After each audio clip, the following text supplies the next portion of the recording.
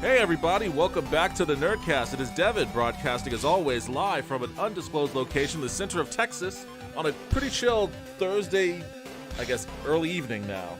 Yeah. Joined by Justin. Hello. How are you doing? Good. Good. Awesome. Better now. There's definitely something going on with the audio here. I don't quite know what. Let me do some finagling. All right. How's that? No.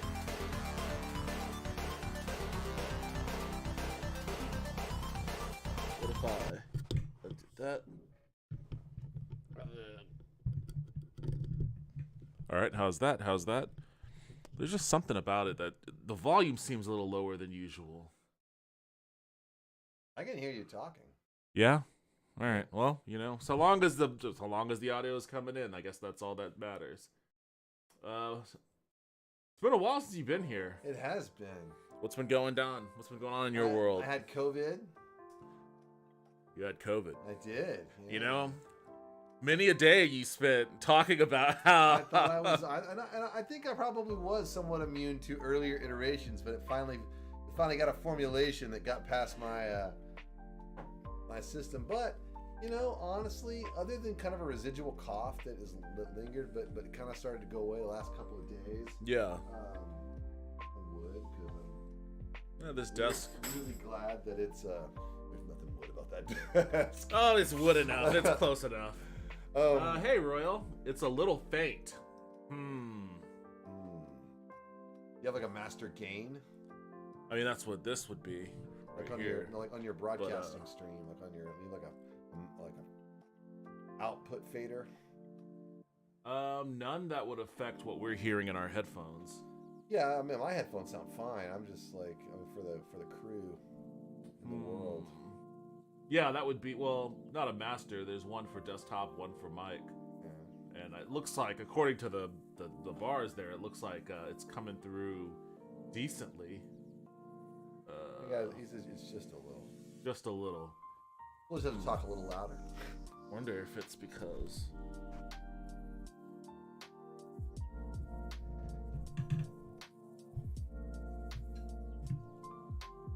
All right, test. There's definitely some faintness going on, because usually when I get up on it like this, it's way louder. It's pretty loud in my headphones. In your headphones? Yeah. Can I hear your headphones Sure. real quick? Test. It's still a little fainter. It sounds like that in mine right now, but it's a little fainter than usual, so I don't know. So long as you can hear us. Oh, she said better. Hey, you know what? What do I know? We'll just keep at it like this. Too much variation of what I spent most of today doing. The thing is, I got that thing for Christmas, that little cheapo audio interface, and I wanted to see if I could use those lav mics I got a while ago with them, just to see if. Probably could. Yeah, I still have to get like an adapter for the mics themselves. What? She was in here? Yeah. Oh, okay. Better though when she bolted. Devin, what is your necklace? This is a Witcher necklace. It is a School of the Bear. So I don't know if you can. I always thought it was the wolf. Nope, this is Bear. I got it from Is that a new one? Because you got a wolf one too, right? I have a wolf one, and the wolf one is No, I think that's my other bear one. Well, I have a wolf one around here somewhere, but I ordered this off of Etsy from some Russian jeweler. And It's actually got a little microphone and camera in it. I mean, hey, you know what? If he found a way to embed it in all this metal, then kudos to him. But it's actually pretty neat. I like it a lot. But yeah. Speaking of Witcher, did you watch? No. You haven't. What have you watched lately? Wednesday. I haven't finished it. My daughter was really into that. Okay. I watched Andor. We finished that, but I think I Yeah, we talked about that one. Yeah, we talked about that. I'm trying to think if I've watched anything else. I don't think I have actually. Have you watched any movies? I feel like I have, but maybe I haven't. I don't know, man. Oh man, you've been in like a Yeah, it's like K-hole. work and Christmas and stuff, and mainly watching YouTube. I watched something. Why was watching it? Oh, White Lotus. Watched White Lotus. White Lotus. I've heard of that. Yeah, Is it good? Worth The watching? first season's like I thought was awful, but my wife loved it. I think people loved the first season, but the first season has a lack of characters that you don't like. Like all the characters are just despicable. And Jennifer Coolidge is okay, but everybody else, she's really annoying. But everybody else is just despicable. And you're just like, fuck this show, fuck these people. Okay, one of those shows. Second season has got some, characters that are flawed, but on some level redeemable. And so it's better. I like the second season. I heard it was really good. Okay, well, I've heard generally good things about it. So, maybe I've been watching a lot of stuff. I just finished Willow on Disney Plus. Yeah, I was gonna watch that too, but then I saw some stuff about it and saw the vibe, and it just seemed like I didn't watch it for the same reason I didn't watch Blood Origin. I was just kind of like, I will say, Witcher Blood Origin is a lot better than Willow. Really? Willow is unbelievably bad. Awful experience, top to bottom. I don't know. Willow actually looks better to me, just the trailers, than Witcher Blood Origin. The does. problem is Witcher Blood Origin looked terrible to me when I first saw the trailers. I was like, oh shit, that looks bad. And then every person except for you that saw it was like, this is the worst thing ever. You know what I mean? Well, I think that I just was like, I can't do it. I think that like that reaction, I feel like that reaction from a lot of the places that I've read it, I've seen it. Like half of it was like the show wasn't what they were expecting, which, I get that. Like I think that when people see a new show on a streaming service, they anticipate it to be set up like some giant long arc narrative. Yeah. And it's not that. It's only 8 episodes. It ends. It has a definitive ending at the 8th episode. So it's not meant to like come back for season 2 or anything like that. Yeah. And because of that, like the story actually feels like you're watching, a D&D campaign. Yeah. Like you have a crew that gets together and they go on an adventure, they encounter this problem and that problem and that sort of thing. So I think basically from like the point of view of someone that likes D&D, I appreciate it on that level. It still has a lot of rough spots. Yeah, it has a lot of rough spots. Bad. But I don't think I don't think it's as bad as everyone says it is. Like I think it's one of those things like, because it's streaming, you have to go out of your way to watch it. But if it was like on TBS when you're, washing the dishes or whatever, it would be fine. It'd be fine to watch. Yeah. I think too, it's like I've heard that it makes some interesting changes to the Witcher lore, or Jack, just kind of like riffs on it a little bit, and people were just like, what the fuck, you know what I mean? Like a little bit, yeah, but it's set so far away from anything. Yeah, but isn't Avalok in the show? He is, yes. All right, Justin is here, so I'm going to ask, given the unpredictable winter weather, has Texas done anything to harden its power grid in light of you got to speak up a little louder. Anything in light of last year's winter failure? Can they raise funds? Have they done anything? I think it was 2 years ago. Good evening, by the way. Yo, what's up, Genetic Memory Farms? And the stream. I'm gonna say the answer is probably no, but they might have done something. I see commercials talking. Yeah, they do have those commercials. Yeah. That's the most suspicious thing in the world. It totally Once is. you start having those commercials, that's like, we're fixing our grid. That's what they did. They made commercials about it. That money that went to that commercial should have been going to fixing our damn grid. Like, we haven't had to like experience it because it's been like fucking 80 degrees all winter, which is another fearful. That's what they did with the grid. They just pumped way more CO2 into the atmosphere. It's like, we'll fix that. Yeah. So fortunately, so far, I mean, again, knock on wood, because February is usually our coldest month, and we're at the mercy of whatever the polar vortex does. But so far. Now the real issue though, is summer now, because even last summer when we had that heat wave, there were threats of brownouts. So, our grid can't still go down by way of it being way too hot and everyone cranking their ACs, So Yeah. We're not out of the woods yet. Let me see. Where else says, you know me though, I don't really watch anything. I watched some of Sandman, I have to finish that, and I watched Chainsaw Man. I heard Glass Onion was really good too. I want to watch Glass Onion. I haven't seen that yet. So Look forward to that. I haven't watched Chainsaw Man. I have seen Sandman, and Sandman was a really great show. I like that one a lot more than I thought I would. So I would recommend watching that. Glass Onion was fun. I liked Glass Onion, and I was room temperature on Knives Out. I liked Knives Out. Yeah, I liked it, but I wasn't like blown away by it or anything. I was just like, it was a fun movie. But I thought Glass Onion was a lot better. Yeah, I wasn't blown away, I guess. I just really enjoyed it. It just was like an enjoyable movie. You know, it's the kind of movie that it doesn't really get made that much anymore. It's just like, you know what? I think they're starting to make more of them because of Knives Out. Because I watched one on Hulu a week ago, starring Mel Gibson and Charlie Hunnam, called Last Looks, and it wasn't bad. It was kind of like a fun Hollywood-centric neo-noir detective thing. That's cool. You know, and I don't think that would have probably gotten made if like, and there's kind of like a interest in that sort of thing now, it seems. Luther is coming back on Netflix, that BBC show starring Idris Elba as a detective. Like, it's starting to bubble up again. People are starting to get interested in detective shows, you know. So I'll credit Knives Out for that. It brought back the Clue vibe. But Glass Onion was cool, I thought. Let's see. Also, are local politics becoming more important to Texans? Absolutely loving the Pirates, by the way. Local politics? I don't know.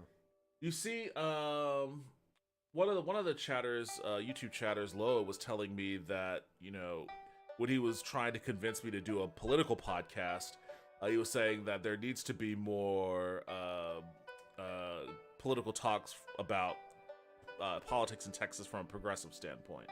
I was like, yeah, that's probably true, but also it's really hard. I don't know why, but it's really difficult to kind of figure out what's happening in Texas, like from a local politics standpoint.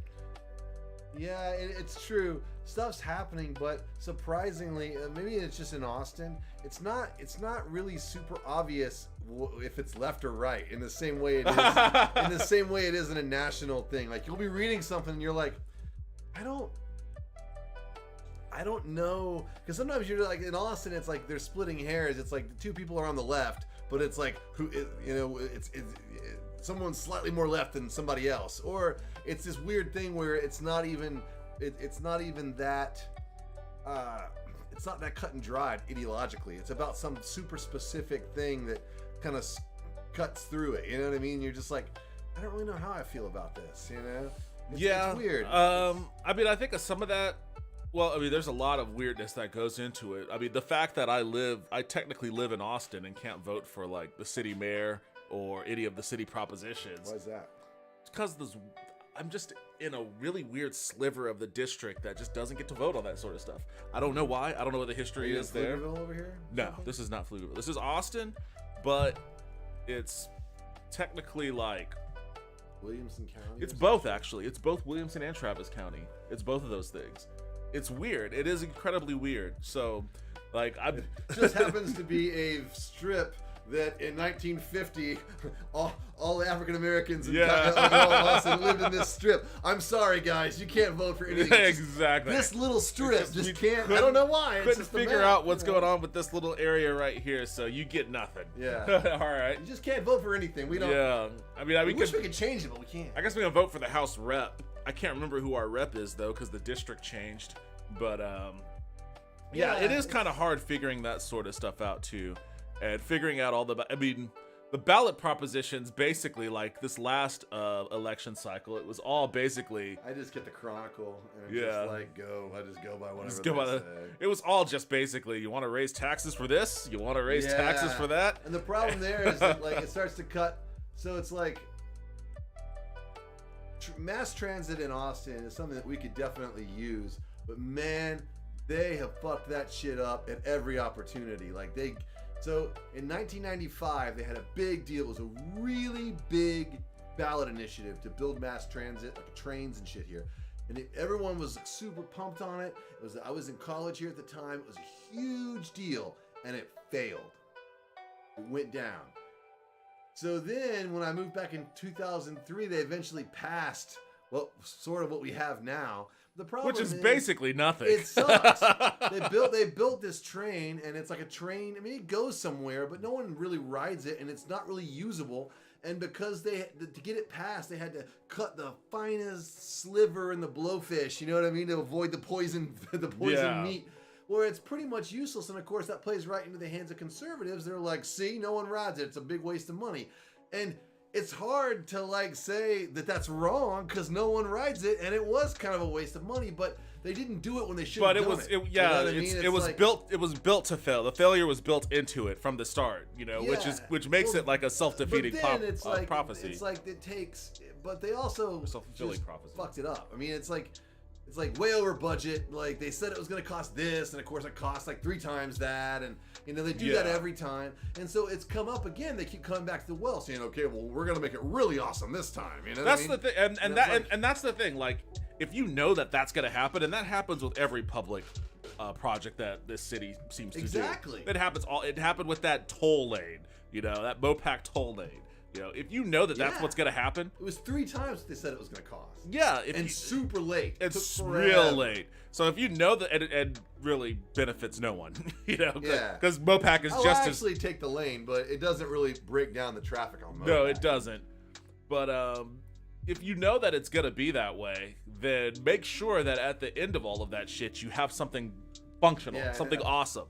Like, that's the thing where it's like, if you try to like water down your initiative to the point where you think you can satisfy conservatives who don't want it at all in general, then you're just going to end up with something that's not going to satisfy conservatives because they don't want it at all in general, and it's not going to be useful to anyone who may have wanted it. To the people that wanted it, they're going to be like, well, this kind of sucks. Because that's the thing now. It's like when it comes up, my wife is like, no, I'm not doing this again. I'm not voting to raise taxes again because the taxes in our area of Austin are crazy high, property taxes. She's like, to build this crap, which they are not good at building, and it's fucking so expensive. I was like, yeah, but we can't not vote for mass transit. I mean, God, we could use mass transit. She's like, yeah, but it sucks every time. And I'm like, okay, so you can vote against it, and I'll vote for it, and that way,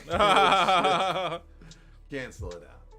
Like the problem is like it's almost like they need to come to the Austin voters with like, don't just vote, do you want mass transit or not? Like, they need to show them. Like, they need to have that guy from that Simpsons episode come into town. Yeah, and have, like, the model. Like, this is what it's actually going to be. We're going to spend X amount of money on this, X amount of money on that. They draw pictures and shit. They draw pictures. The pictures don't look anything like what they said it's going to look like. No, and everyone's super cynical about it. But most people don't look at those pictures, though. What I'm saying is, like, when your average voter hears that proposition, the only thing they hear is, it's gonna be a thing that I won't use because I have a car, and it's going to cost me money because they're gonna raise taxes. Yeah, I mean, and that's a certain area of Austin, people don't understand the degree to which the property taxes are fucking insane. Yeah, and they just keep going. Oh, well, just keep going up, But the thing about it, it's weird too, is that like what they should have done, and you would have, should have, could have. They should have passed it in the '90s when it was cheaper. Yeah. And there wasn't anywhere near the level of build out in Austin that there is now. So it would have been much easier to do all the things they wanted to do. They could have built it much bigger. It would have been much more elaborate, and it would have had, by the time they got around to doing some more shit in 2003, it would have had over 10 years worth of adoption and shit. Yeah. It's just not. But that ran contrary to the Keep Austin Weird campaign. Like, this was way before that shit. Well, but that was like a reaction to like the idea that the city was going to build for growth. Yeah, but most people, your Keep Austin Weird people were back in the mid '90s. They were all about those trains, man. You know what I mean?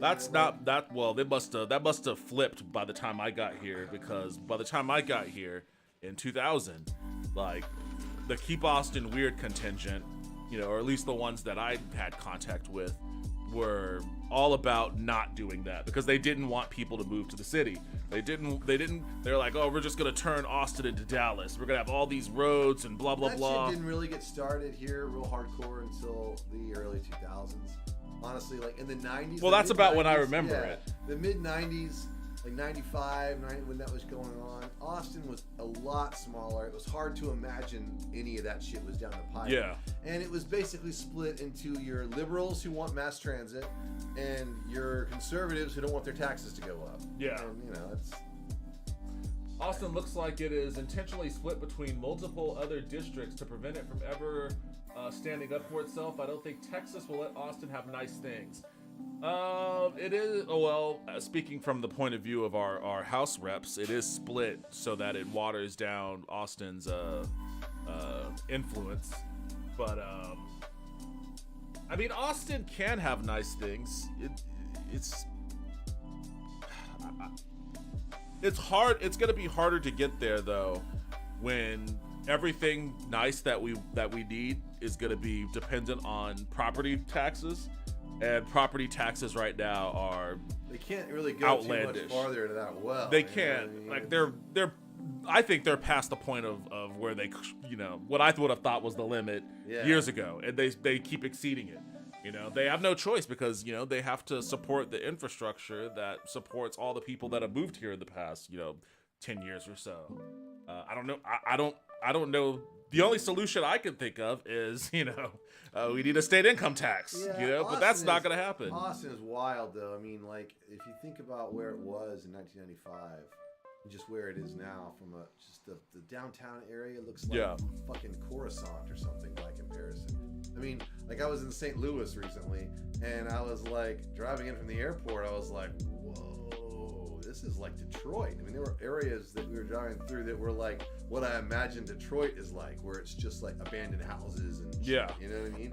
And then, you know, the downtown area wasn't like, we were talking about it, and it's like, you take for granted when you drive to downtown Austin that it's like something out of like Austin, Texas, city of the future. You know, all the buildings are asymmetrical and glass, and they're, you know, there's a gazillion of them now, and they're everywhere, and it's like you go to another city somewhere, you know, else without, you know, and it's like, oh, this isn't like that. You know what I mean? Yeah. So, you know, they've just been building Austin up, and there's just cranes everywhere.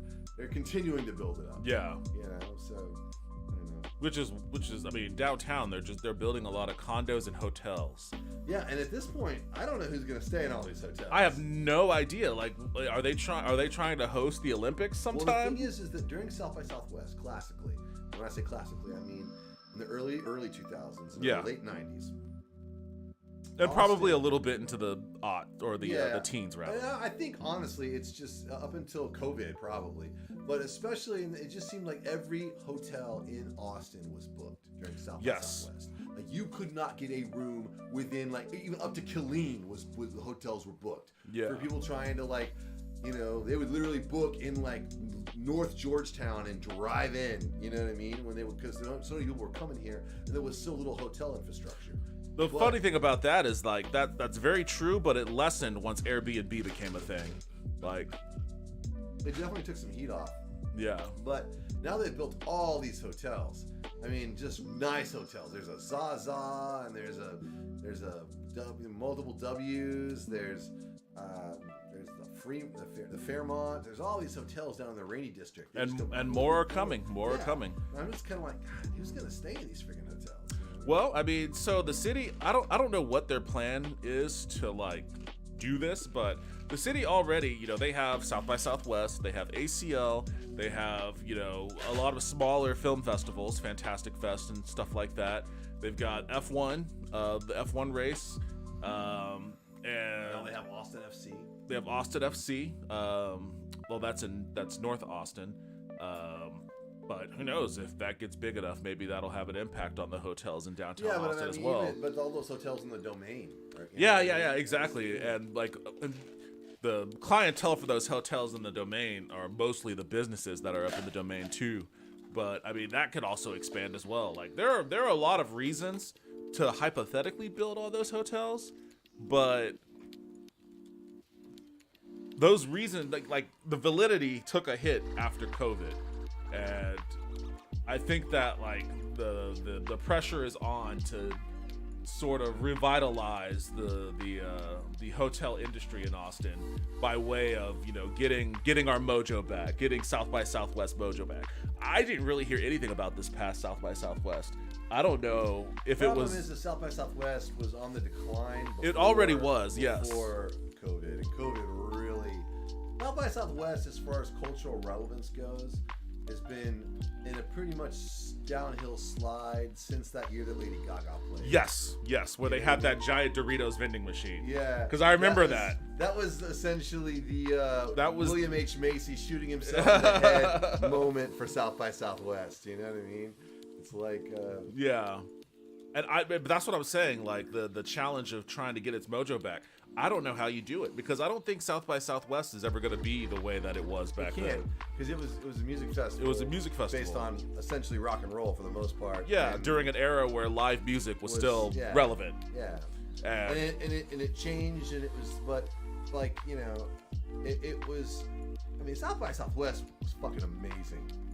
For several periods. There was, I mean, just the stuff that was going on here back in the day, just the stuff you would hear about. There were probably just the random things that would happen around town. Amazing I remember, stuff, fucking, I was at, I mean, you know, one South by, I ran into Andy Dick.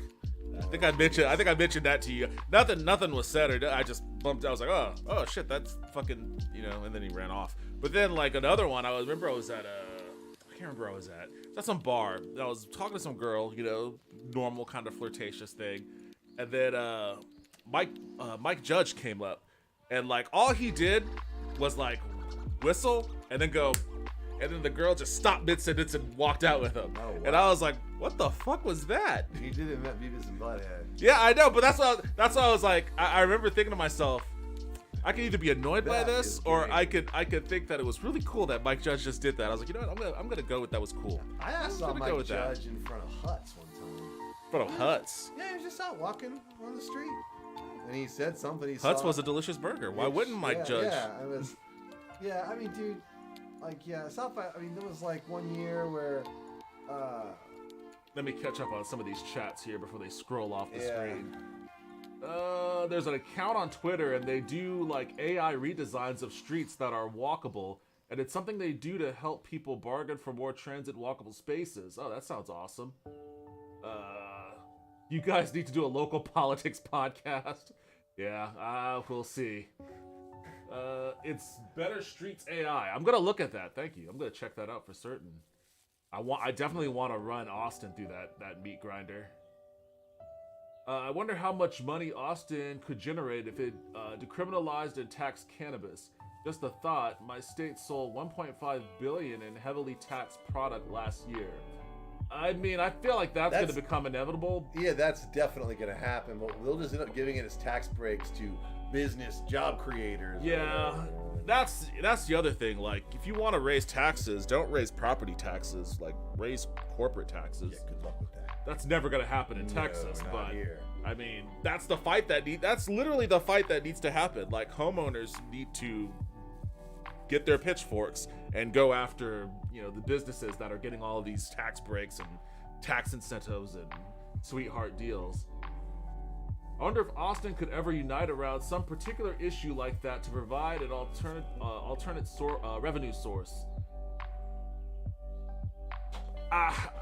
I don't know. Like, the only time when you talk about like political initiatives that Austin or the Austin area in general come together around, I don't know.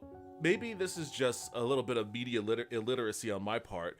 I don't ever really hear about much of anything. Like, the last big initiative I've heard in this area was like that right-wing save Austin or save our streets or something like that. Save our streets. Yeah, all those SOS. all those right-wing dudes were like trying to basically throw all the homeless people into a wood chipper. And I thought for certain that their initiative was going to pass. But no, it didn't. It didn't. Because the thing is, they didn't offer anything. I mean, that's the thing. They tried to make it sound like they had some kind of solution, and then like they had that initiative. Yeah. And you read the initiative, you're like, this isn't a fucking solution. Yeah. This is just like militarize the police and be more and criminalize being homeless. You But know what I mean? It's remember like- before that vote, we both thought that this shit was gonna pass. I did. I thought it was gonna pass, but I think we thought that because of just how big a problem homelessness was. Yeah. And it was just like, dude, because I mean, they did a whole episode of Last Week Tonight on that, and they were in Austin, and they interviewed a lot of people. Yeah. You know, a lot of liberals that were like, dude, this shit's got to stop. I don't know what the solution is, but these motherfuckers got to get off my front lawn. Yeah. On the east side, you know. And those people all had a point. Like, I imagine that was very, very, very trying of their patience. Yeah. But the problem is those people didn't their brains didn't stop working. When they read that initiative, they were like, well, this isn't any kind of fucking solution. You know what I mean? This is just bullshit, you know? Yeah. And they were just like, nope. Tourism dollars are unfortunately very unreliable. Yes. Unless you're like in Florida or something. Andy Dick, the disgrace of Joliet, Illinois. What? Why do you know where he's from? He got Phil Hartman's wife back on drugs and drinking. Oh That's a my particularly God. deep cut, because I don't know how many kids these days know who Phil Hartman is. I know who Phil Hartman Well, yeah, is. I really know who he is. And I didn't know that. I didn't know that either. I've hung out with Andy Dick, and I had the misfortune of that. And if I had known that, I would have punched him in his fucking face. Because Phil Hartman's death is like, you know, Yeah. one of the most terrible things that happened in the '90s, and some terrible shit happened. That was. I remember hearing about that in high school, and that was a bad moment. Me and my friend we were big Phil Hartman fans, and he had just done a video game for PlayStation at the time that I wanted to play. It was called Blasto. I don't think it was a good game, but I mean he did the voice, so I was willing. It was Lionel Hutz, man. Yeah, it was Lionel more Hutz. Lionel Hutz. Gone. What the fuck? Whichever that is conservative. No more Troy McClure. Yeah, so anyways, so we've got some tabs here that I want to go through, some news items. There's quite a few, so I'm going to try to get through them pretty quickly. Let's start off. Yo, what's up? I'm going to head out, but have a good night. Oh, thank you, Royal. You have a good night yourself. Thanks for stopping by. Let's see. This is catching up on some older stuff here. Just a couple weeks ago, it came out that Tesla stock lost over $700 billion in value. So, you want to know, you kind of want to know why Elon Musk seems desperate beyond belief to squeeze any amount of revenue from Twitter. This is probably your indication as to where his thought process is coming from. For several years, the meteoric rise of Tesla stock has captivated, thrilled, and mystified Wall Street, but in 2022, that meteor blazed out. The electric car maker's stock lost 65% of its value in 2022, and the company kicked off the new year with yet another plunge, dropping 12% in a single day after disappointing sales figures were announced.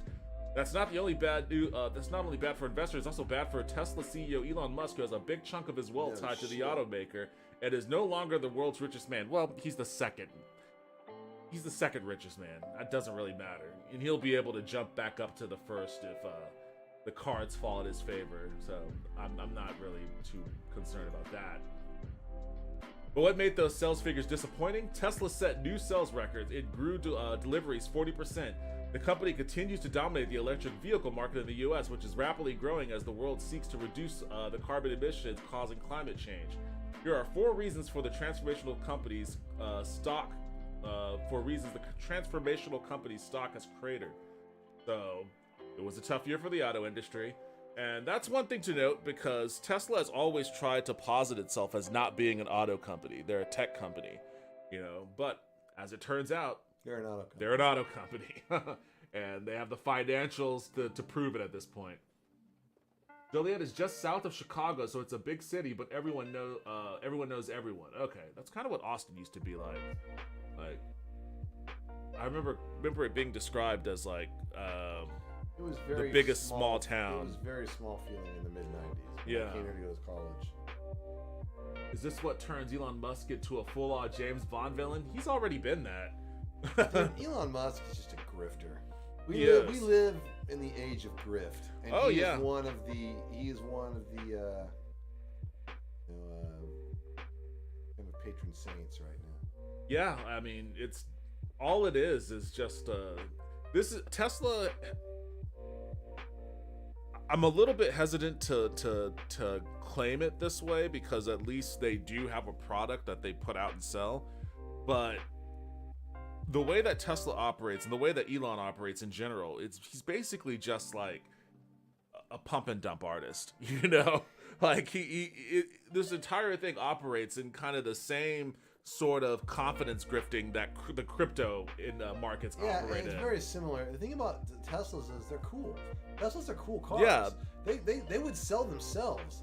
And in the time before, I mean, Elon Musk has always been, I watched a whole thing about him where it really went into his entire history. Yeah. You know, I mean, it's just this classic sense of, you know, and it's not just Elon Musk. It's an entire, the entire tech industry to some degree is basically built on grift. You know what I mean? Yeah. It's like Theranos. It's the same kind of bullshit. Theranos. It's just like, you know, make a bunch of promises that sound amazing. Talk about how you're going to change the world. Yeah. You know what I mean? And then people eat that shit up. And, you know, the only difference here is that he actually made some cars that were cool, which good for him. The problem is that, like, you know, he did a lot of other dumb shit that's literally at this point gonna sink the only thing of value. And he didn't make those cars. He didn't make those cars. He didn't design the car, any of that kind of crap. He actually forced the guys out that actually did do it. Yeah, and then he sued in order to be able to call himself a founder when he wasn't a founder. He did, and he had the history be rewritten. A lot of crappy, shady stuff. But I will say this for him: the company is successful. It was successful. It was a new car company. Yeah, you know what I mean? yeah, and that's the important part. Fucking hard. That's the important part is that, you know, Tesla and he should get some credit for that. Yeah. You know, Tesla, you know, did introduce a new car brand to the auto market and was successful in doing that.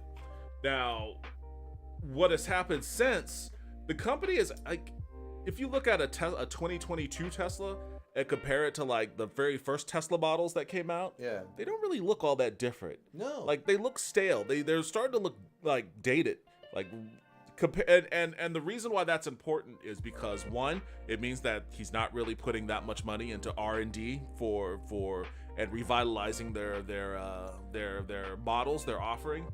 But two, right now competition in the EV market has never been more prominent. Like, it's not just Tesla anymore. And what made Tesla awesome, like the awesome thing about Tesla is they put out an electric car that didn't look like a piece of shit. Like before Tesla, if you wanted to drive a hybrid or something, you had to get a Prius or some other weirdo car that you probably never heard of that just looked disgusting. Looked disgusting for no reason whatsoever. And you would always and stuff. I mean, kind of, but not really, because Tesla's proved you can have, you know, normal looking cars that were aerodynamic as well. They weren't hybrids though; they were all electric. Well, yeah. Like, the original Priuses were designed very specifically to try and, you know what I mean, to squeeze that mileage out of them. But again though, like it's not. But yes, they could have looked any which way they wanted. They could have looked any which way they wanted, and every time one of those legacy automakers would create like an electric concept car at an auto show, it would always look fucking ridiculous. And it's like, you're not even taking this seriously, then. This is just bullshit. And Tesla forced them to take it seriously. Like, so that's a Tesla was an example of like American capitalism sort of working the way it's supposed to work. The way that they always hypothetically claim that it should work. The guy came out, he made a, you know, I mean, he I'm gonna say he, but you know, they made a better product. A royal he. And it forced the other companies to either adapt or be lapped. Yes. And you know, that it's cool to see it when it works. It is. The problem is that like, and that's the thing. It's like people bag, like when you bag on Elon Musk, there's a lot to bag on. I'm actually not bagging on Tesla as a company. No, me either. Because I think those cars are cool, and even I want Tesla to step up. I that's what's so frustrating about the self-owns that began after the whole pedo guy thing, is that it's just like, what the fuck are you doing? You know what I mean? It's like he had a thing going. You can say what you want about Zip 2 and all of his bullshit before that, or being a diamond mine. I'm just saying that Tesla was emergent. They were on the upswing, and it just kind of seems like his eye got way off the ball. Yeah. You know what I mean? And this Twitter debacle is just because that's the thing now. He's so leveraged in a way. He was able to buy a lot of that Twitter by making loans against, his super overvalued Tesla stock. And Tesla stock was overvalued. Yeah. You know what I mean? And what we're seeing is like a correction. And it's just like, dude, what the fuck? And when I say he's a grifter, what I mean is that he sells an image and a concept of himself. Yes, and I compared him to Trump in that his value is his brand. It's a brand, a personal brand that is a grift. And his skill. He's not a genius, not the way that he wants you to think he is. He's not like sitting in the lab like coming up with new devices, new technologies, or anything like that. He's not a business magnate. He doesn't really I could go into a boardroom and make all sorts of deals. He's not that. His skill is self-promotion. It is. It's. Well, it was. I mean, But everybody whose skill is that eventually, hits a wall. Did you see that tweet with Robert Rubin? Who's Robert Rubin? Or is it Rob Rubin? The music producer. Oh, Rick Rubin. Rick Rubin. Yeah. He's that. I didn't see it. Oh man. Well, he is the example. He's a good example of this kind of personal branding as well. But I'm saying he's there's nothing wrong with having a personal brand. It's just it has to be built on I theoretically should be built on reality. You know what I mean? On something that you do. You know what I mean? That you do well, and you can't really argue with Rick Rubin's results. Well, that's the thing. Like, you look at his discography and be like, "Holy shit!" So let me mute this real quick. You must know something. Well, I know. You play instruments? Barely. Do you know how to work a soundboard? No. I have no technical ability, and I know nothing about music. You must know something. Well, I know what I like and what I don't like, and I'm decisive about what I like and what I don't like. So what are you being paid for? The confidence that I have in my taste and my ability to express what I feel has proven helpful for artists. You play instruments? Barely. Do you know how to work a... There you go. Legendary music producer. Well, that's the thing. He doesn't need... there's lots of different types of producers, but a lot of times what you're looking for in a producer is... you do something and you're like, was that good? Yeah. I don't even fucking know. I don't even know. And there's like, yeah, that was great. You're like, oh, great, let's move on. To me, but fucking done. To me, there's no difference between what he just described and like an Elon Musk type. Like, yeah. The real difference there, in my view, is that, you don't really hear about Rick Rubin outside of the albums that he produces. Like, maybe you do because it's related to what you do. He doesn't really. I mean, I hear about him a lot, but it's in reference to what he does. And again, he's being. He's kind of playing it up a little bit. I mean, he knows how to work I get a soundboard. He just doesn't need to because he's like, hey, you do that. He hired an engineer. He's like, I don't know, needs more bass. You know what I'm saying? The guy's like, okay. Well, I mean, but it's a similar thing though. But it's like the idea is that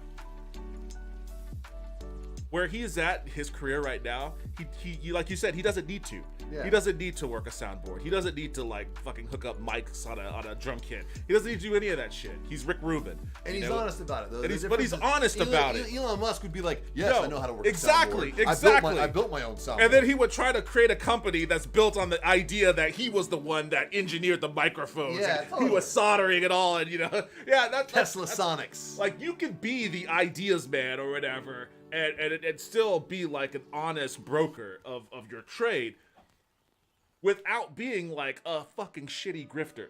Yeah, I mean, like, the thing is that's the thing. it actually overselling Tesla. Well, they're gonna be self-driving in 2 weeks, and everyone's like, "Fuck, we're gonna build a robot that's gonna be completely, we'll do that next September. We'll have a fully autonomous robot. The Cybertruck is bulletproof and blah blah blah. It's about to come out. It has unbreakable glass. Then he breaks the glass. I mean, it's like, dude, just don't. You don't need to lie about the shit. You know what I mean? It's like you could just say like, "Yeah, we're trying to get a self-driving thing going, but it's tough. It's a real hard, tough nut to crack." And people will be like, "Hey, cool," you know what I'm saying? Because you've got the Teslas are right there. You know what I mean? We see them. I see them every day on the road. I don't need the extra, and he does. He needs that. Something about him is a hole in him somehow that he needs that extra thing. So Elon Musk is P.T. Barnum with a tech degree. Yes. I don't even think he's got much of a tech degree. I think he has an honorary degree of some sort. Maybe. Elon Musk is pump and dump. Is that because of what Grimes did to him? We don't need to go into all of that. The OPEC EV discussion from General Motors. But honestly, like a lot of those other non-Tesla EV offerings are looking pretty damn good to me. I mean, of course they'll all get there. They'll get there, and they're getting there, and some have already got there. And they know how to build cars. You know what I mean? There are several EV trucks that hit the market before Cybertruck did. Yeah, Rivian and that F350. F350 Lightning. Yeah, my brother was going to get one of those, but he decided looks awesome. Silverado has an EV option. Yeah, I mean, that's the thing. It's like they're all going to get there, and the difference is they're not buying Twitter. You know what I mean? Yeah. He's a shittier Edison. I think that's actually being too kind to him. You know what I mean? Edison, what an a-hole. Edison was an asshole. He's a much shittier Edison. He's a much shittier Edison. What would make this track pop would be if you tightened up the oboe on level 3. Let's see. It wasn't just Tesla that saw stock value slide. The market as a whole declined 2022, and within the auto sector, every single automaker saw stock prices go down. Major players like General Motors and Ford fell some 40%. All right, and startups like Rivian and Lucid dropped more than 80%. All automakers face the same headwinds that broader economy faced: inflation, rising interest rates, etc. So yeah, like the market was hard on everyone. I don't think that's a surprise. That's not really breaking news to anyone that's been even tangentially paying attention to our economy of the past year. But it just means that Tesla wasn't. Not only was Tesla not in any kind of special position to avoid that, but all of the shenanigans from Elon Musk also exacerbated the issue.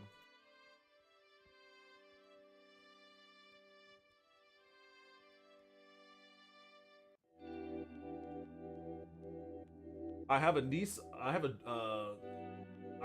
driven a Nissan Leaf, and it was super nice, fast, and very roomy. I was impressed. Yeah, I think they're generally cool cars, aside from the fact that they look a little weird. I mean, that's the real thing. Like, if you really want electric vehicles to supplant combustion engines, you have to make them attractive to regular people. And making them attractive to regular people, for the most part, means making it look like something they're familiar with. Like there are a lot of people who, have an interest in the Cybertruck for how wacky and futuristic it looks.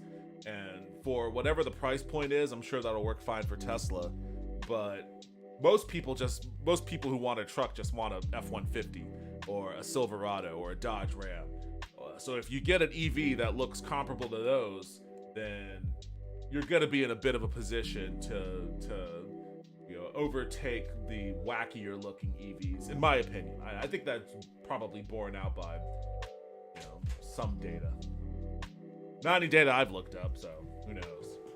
He's also become a political figure to some degree. Yes. A right-wing political figure to some degree. Which is weird because that's not his consumer base. I know, that's my point. He's turned his cars vaguely into a political statement.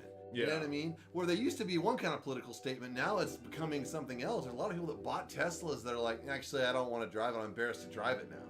Because it's such a, and it's like, dude, why do any of that? For what? You know what I mean? I just don't, And it's a real problem because now his customers have options. You know, Tesla faces new competition for electric vehicles. Despite a tough year for the broader auto industry, electric vehicle sales increased last year, and Tesla continues to dominate the electric vehicle market. The bad news for Tesla, competition is rising. At the high end of the market, familiar names such as Mercedes-Benz, BMW, Audi, as well as Lucid, Rivian, and Polestar are starting to cut into the territory of Tesla's pricier models. We have a bunch of cars that are competing on even footing with Tesla in that they're performance-oriented, they're luxury, says Brian Moody, the executive editor of Auto Trader. Meanwhile, vehicles like the Kia EV6, the Ford Mach-E, and the redesigned Chevy Bolt are starting to chip away at the mass market for EVs. There's also growing competition in China, a critical market for Tesla and other automakers. Tesla still makes up 65% of U.S. electric vehicle sales, according to S&P Global Mobility, but the percentage is dropping, which the stock market doesn't love. So yeah, like the competition is coming for Tesla. And then of course, you know, we've talked at length about Elon Musk and the Twitter debacle. And like I said earlier, like it turns out Tesla is an auto company. Another possible explanation for why Tesla's stock fell so much, it was simply priced too high to begin with, and it's now trading at more realistic levels. For sure. Yo, Maniacal Toaster resubscribed. Thank you, man. I appreciate that. Hello, it's me, and I've been wondering if it's possible to crossbreed a crocodile and an alligator like we do with horses and donkeys. I don't know. I can't say that's ever been something I've thought about, but you pose an interesting question. I don't know what that would even be. You probably wouldn't be able to tell if something like that happened anyways, because I could never tell the difference between a crocodile and an alligator. Let's see. For a window of time, Tesla traded like a high-flying tech stock rather than a manufacturer of goods. Musk himself encouraging that, calling Tesla a, quote, software company. The word stratospheric was thrown around a lot as the stock prices soared so high that it could not possibly be justified based on Tesla's revenues or production figures. Now prices have tumbled back close to earth for Tesla as well as the tech companies. I was gonna say maybe it is a tech company because tech companies have really taken a hit. Well, you know what? Like it's a little bit of both. It's a little bit of both. Like you can't have the cake of the tech company so and true. not eat it too. Yeah. You know, and they're all eating it right now. You know, all of those super overvalued tech companies are all coming back down to earth. Which is, you know, that actually puts Tesla in a better position than most of those other companies, because most of those other companies' value was predicated on nothing. That's again an age of grift, dude. Yeah, at least Tesla has a product they can put on the market and sell. Software companies, it's just we've allowed a lot of shit to fucking slide that theoretically shouldn't have been allowed to slide. Yeah, you know what I mean. And a lot of our economy, especially the tech economy, is just total bullshit. It's just P.T. Barnum shit. So that was a couple weeks ago, but a few days ago, this one came out, and this is a little bit more interesting. Tesla engineer says company faked full autopilot video. A Tesla video purporting to demonstrate the automaker's self-driving capabilities was actually staged, according to claims from a senior engineer at the company purported by Reuters.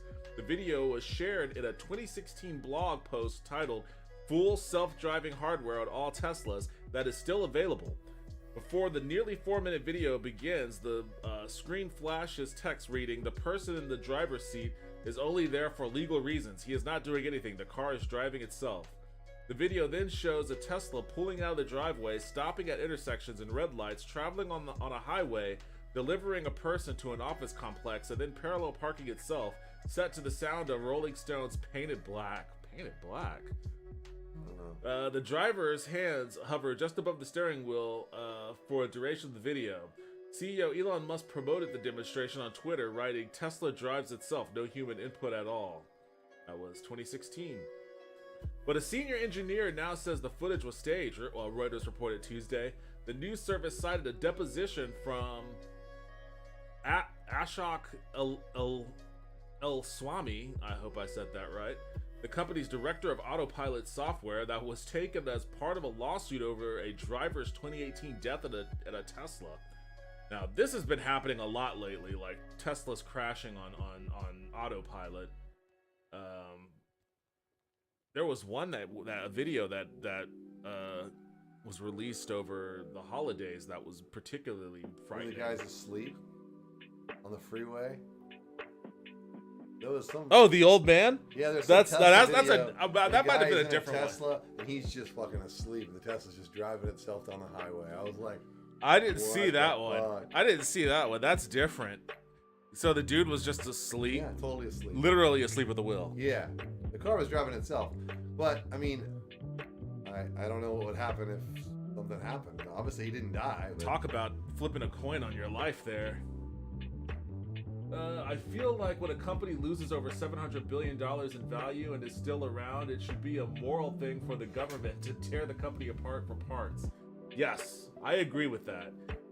A 700, I mean, well, actually, a $700 billion value in the company is really just like an expose on the fucking monopoly body that is, you know, stock value. You know, all of that is just make-believe money, really, which is, ironically, that's kind of the point that all of those dudes start to make once you start talking about like wealth taxes and shit like that. Like you start talking about, well, we understand that we know the Slow value. down. I don't Yeah, they're like, actually- wait. Well, this is all just kind of Yeah, conjecture. It's not. I'm Yeah. not really the richest man in the world. like, I probably at the end of the day, I'm making like I don't know, $420,000. Like, I technically have a salary. You know, Yeah, you're just raising wages on people that make $40,000 a year. Yeah, so you know, but you know those discussions they don't want to have either. I love that part. Quote, it was to portray what was possible to build into the system.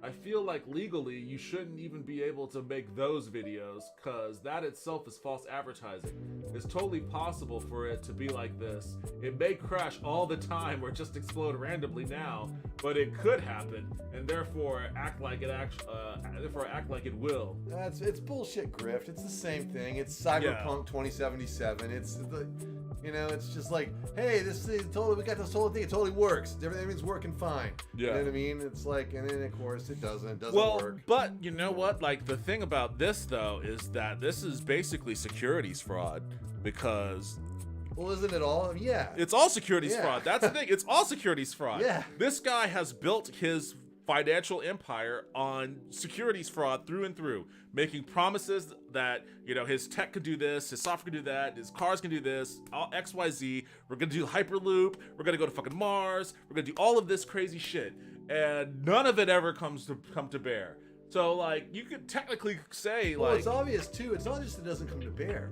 It's that it was never. it was really- never meant to come yeah, to bear. It was just some shit he said. You yeah, know what I mean? you know, and in some cases he even admits as much. Yeah. But like that's the crazy part about it. And you know, if ever there was any situation where like anyone committing a white collar crime would actually get popped on it, it's defrauding investors. Like they generally tend to be very hard on that sort of thing. Yeah. I don't know if that's what They popped the Theranos girl. She's They going did. to jail. Yeah, and you know, like I don't get why they allowed crypto to function the way that it has for the past. Oh, yeah, talking about Sam Bankman-Fried. Yeah, it's just crazy. Crypto like is the ultimate grift. It is. Crypto is like It's it's like peak grift. created specifically for grift. Yeah.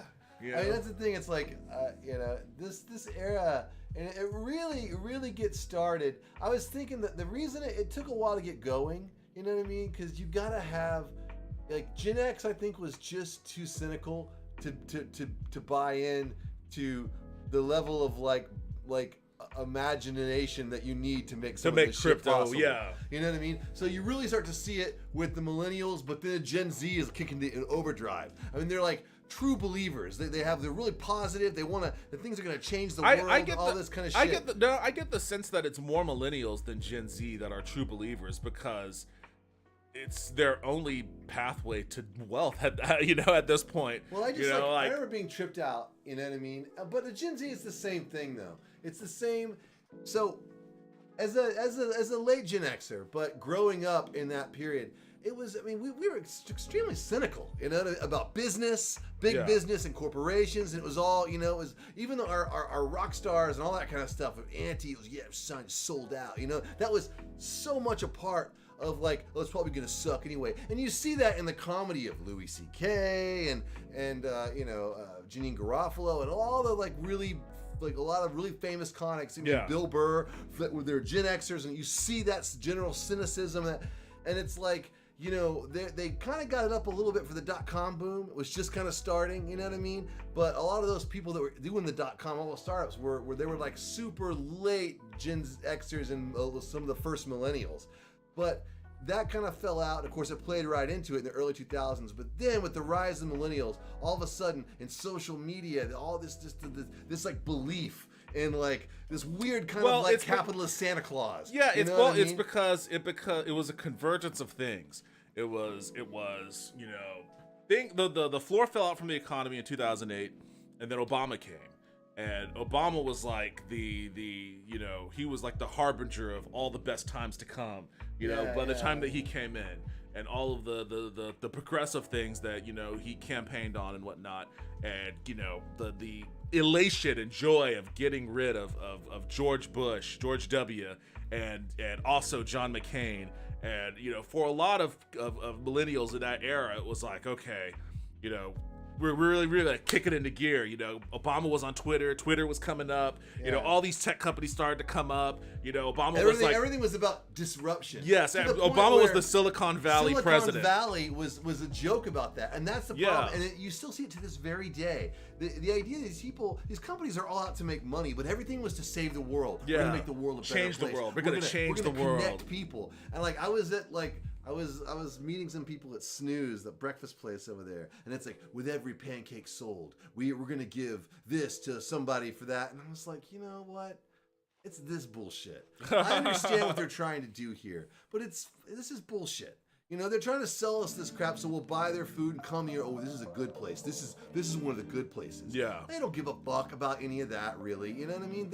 They sell. It's a restaurant. They're in the money making business. All that's just a wank. It's just a big. It's a grift. You know what I mean? It's like, I don't know what they do with their pancakes. Most people don't. No one really gives a fuck. Yeah. It's just some shit you write on a wall because that's what we do now. Instead of like, at least it seemed like back in the day in the 70s and the 80s and the 90s. I'm not quite that cynical. Like, I don't know if that's just something that you put on the wall, but like, I don't. So many companies, Tom's Shoes. Well, yeah, I know. For Like, everything that you buy of ours, we actually do this good thing. Well, yeah, because like it's the image of philanthropy. Like, philanthropy basically and that was is Sam Bankman-Fried. That was the same thing. You know because what I mean? philanthropy basically is excuse. It's the capitalist excuse. One hand washes the other. For you know what I mean? Not paying taxes. Yeah, you know, well, it's like, we don't have social safety net. You don't really have a social safety net, but we give money to all of these. To homeless people. That's for every $200 pair of Bombas socks you buy, or whatever it is. Right. You know, it's just like, you know what? Tell you what. How about you sell me some socks, and I'll decide how much what I want to give to homeless people. And that charity might, be helpful for whoever receives it. Sure, and I have Who even knows? It's got zero oversight. I have, assuming that that it's on the up and up. I don't have a care about that shit. Like, the thing is, it's not a replacement of taxing people, taxing corporations, taxing wealthy people, and using that revenue to create social safety net that actually supports the people that need these. It's not a replacement for that. It should never be viewed as a replacement for it. The tax rate was from the fucking 90% or whatever. You know what I mean? And companies didn't have to sell you that bullshit. Do you me a favor? Can you put the seat down? Because I don't. Sometimes they'll try to jump in there. Yeah, they do. So like, I always have to make sure that But yeah, you're right, and the tax rate was sky high, and as a result, public infrastructure was decent. Yeah, I mean, I think back to like, remember that? Did you ever see those commercials in the '90s with the guy who sold product, he sold CDs to teach you how to use software, and at the end of every commercial he would say, "Buy my product." You know what I mean? Like, to me, that was like the essence. That was like the essence of just like. There was no bullshit. He's like, I sell these CDs. They'll teach you how to use QuickBooks. You know what I mean? Yeah. And at the end, he'd say, buy my product. It wasn't like, for every CD sold, I will personally go out and kiss a homeless baby. You know what I mean? It wasn't any of that like weird. And that's the thing. All these companies, all this bullshit is all predicated on this. It's like, hey, don't look at our books. Yeah, exactly. Don't look at our books. We're here. We're the good guys. We're giving to homeless people. We're sending socks to homeless people. Why are you trying to raise our taxes? Yeah. We're giving this money away to the people that need it. We're just cutting out the government middleman. Yeah, any corporate accountability whatsoever. Yeah. You just need to get off our backs and let us give socks to homeless people. That's what it's all about. You know, I'm just like, I'm over it, dude. I was watching a Vice news article about Andrew Tate. I didn't know anything about this fucking guy. Now that's a whole other fucking. It's not the whole other thing though. But I mean, as a topic, you're right. It is, but I'm saying it's indicative of the same dumb bullshit. It's just a fucking brand. It's like what does they call it? What is the name of in wrestling when you're in character? Kayfabe. Okay, kayfabe. The idea that wrestling is real and all that shit. Everyone knows it's fake bullshit, but everyone pretends because we're participating in this group pretend for fun. You know, it's like we live in like a fucking capitalist corporate kayfabe at this point. It's just all like we're gonna pretend that any of these companies give a fuck about anything but money. Yeah. We're gonna pretend that Sam Bankman-Fried isn't some, you know what I mean? All those guys, you know, we're gonna pretend that Elon Musk is a genius. We kind of know he's not, but you know, or Donald Trump is a great businessman. It's all this kind of personal branding, and it really starts.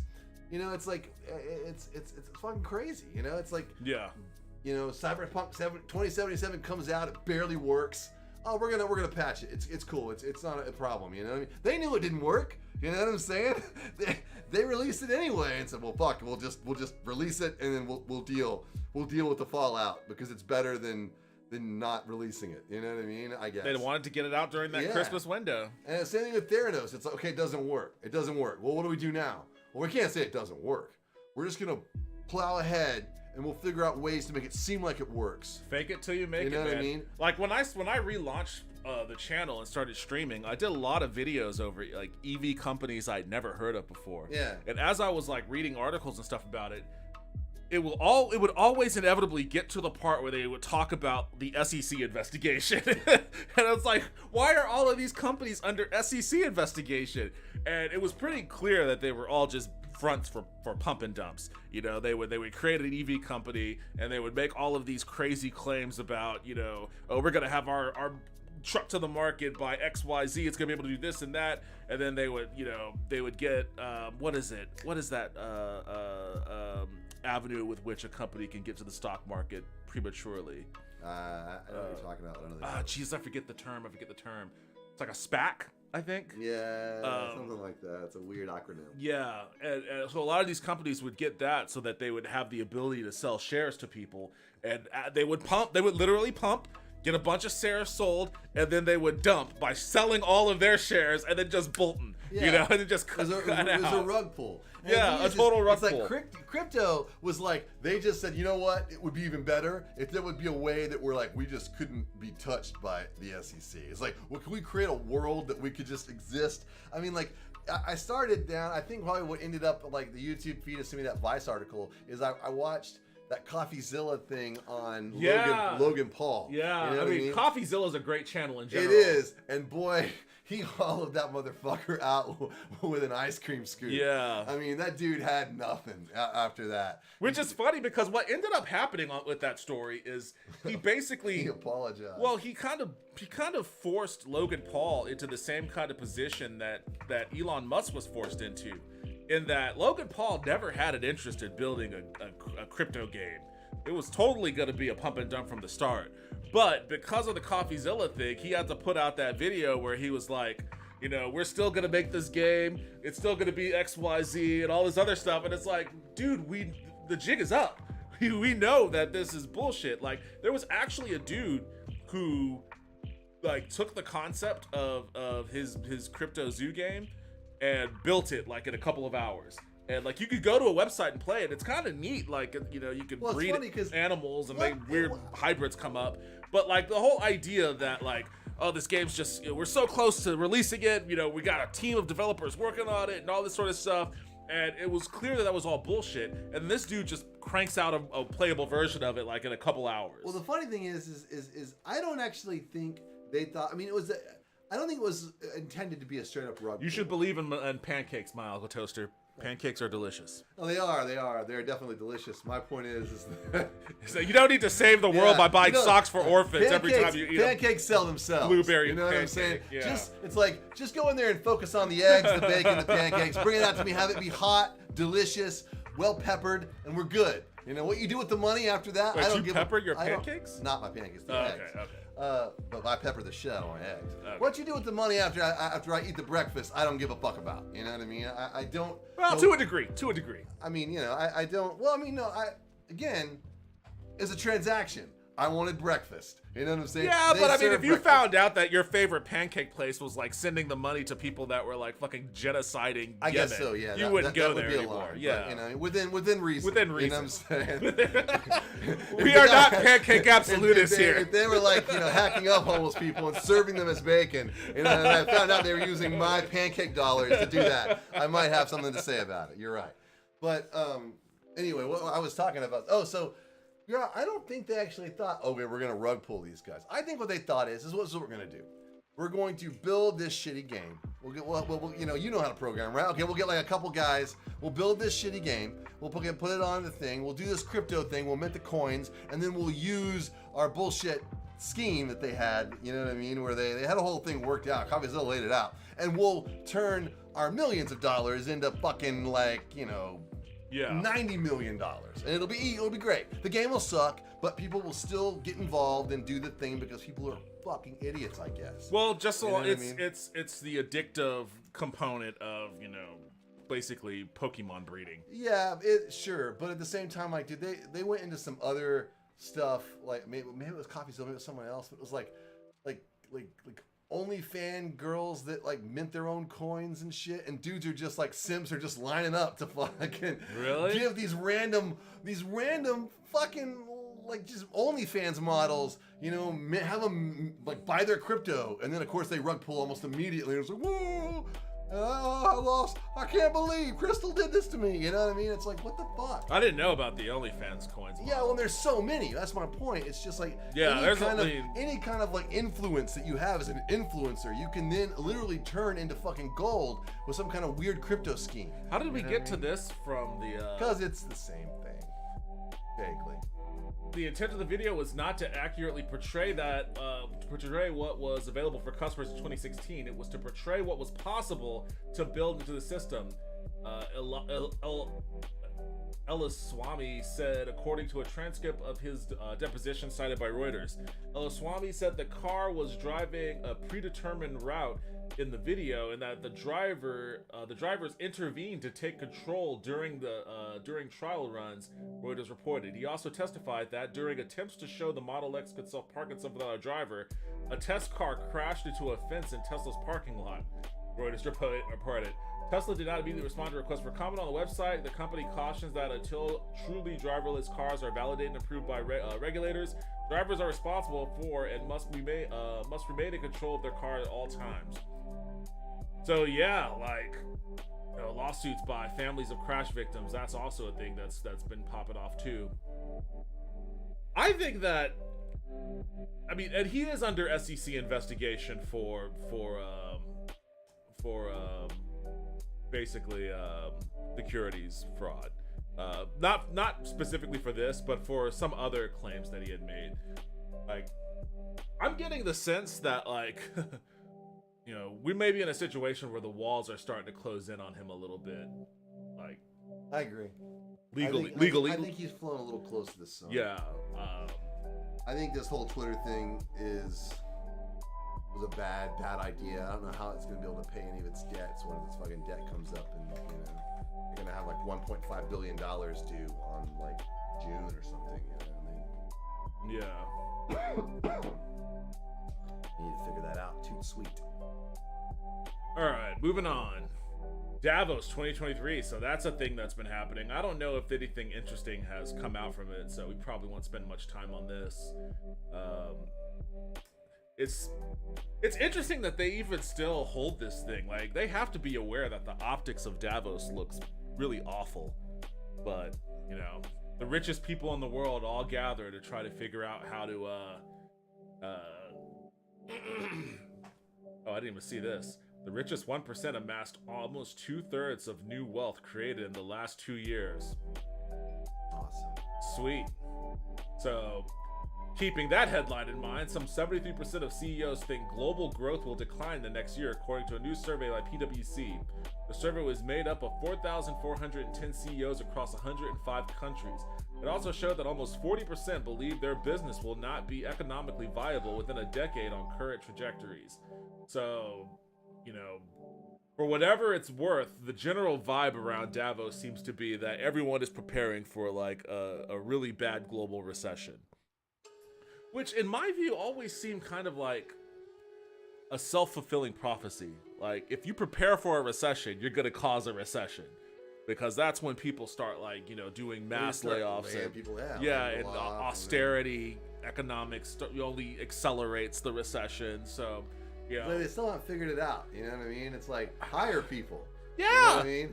Because people will have money. Inject and money. Buy products. Inject money into the economy by giving the people who participate in the economy the most, aka the bottom 50% of people, the workers and whatnot, give them money, because then they'll just give it back to you. Like, that's how it works. But they just I don't understand why it's even after the ruthless recessions that we've had since 2000, after the dot-com crash, and then 9/11 tanking our economy and airline and all that sort of shit, and the housing crash and all this sort of stuff. Like, we still haven't figured out. Well, no, that's not true. I think a lot of people have figured out, but we still haven't gotten to the point where, like, policymakers are okay with the idea of, okay, put money into the economy. Just put money into the economy.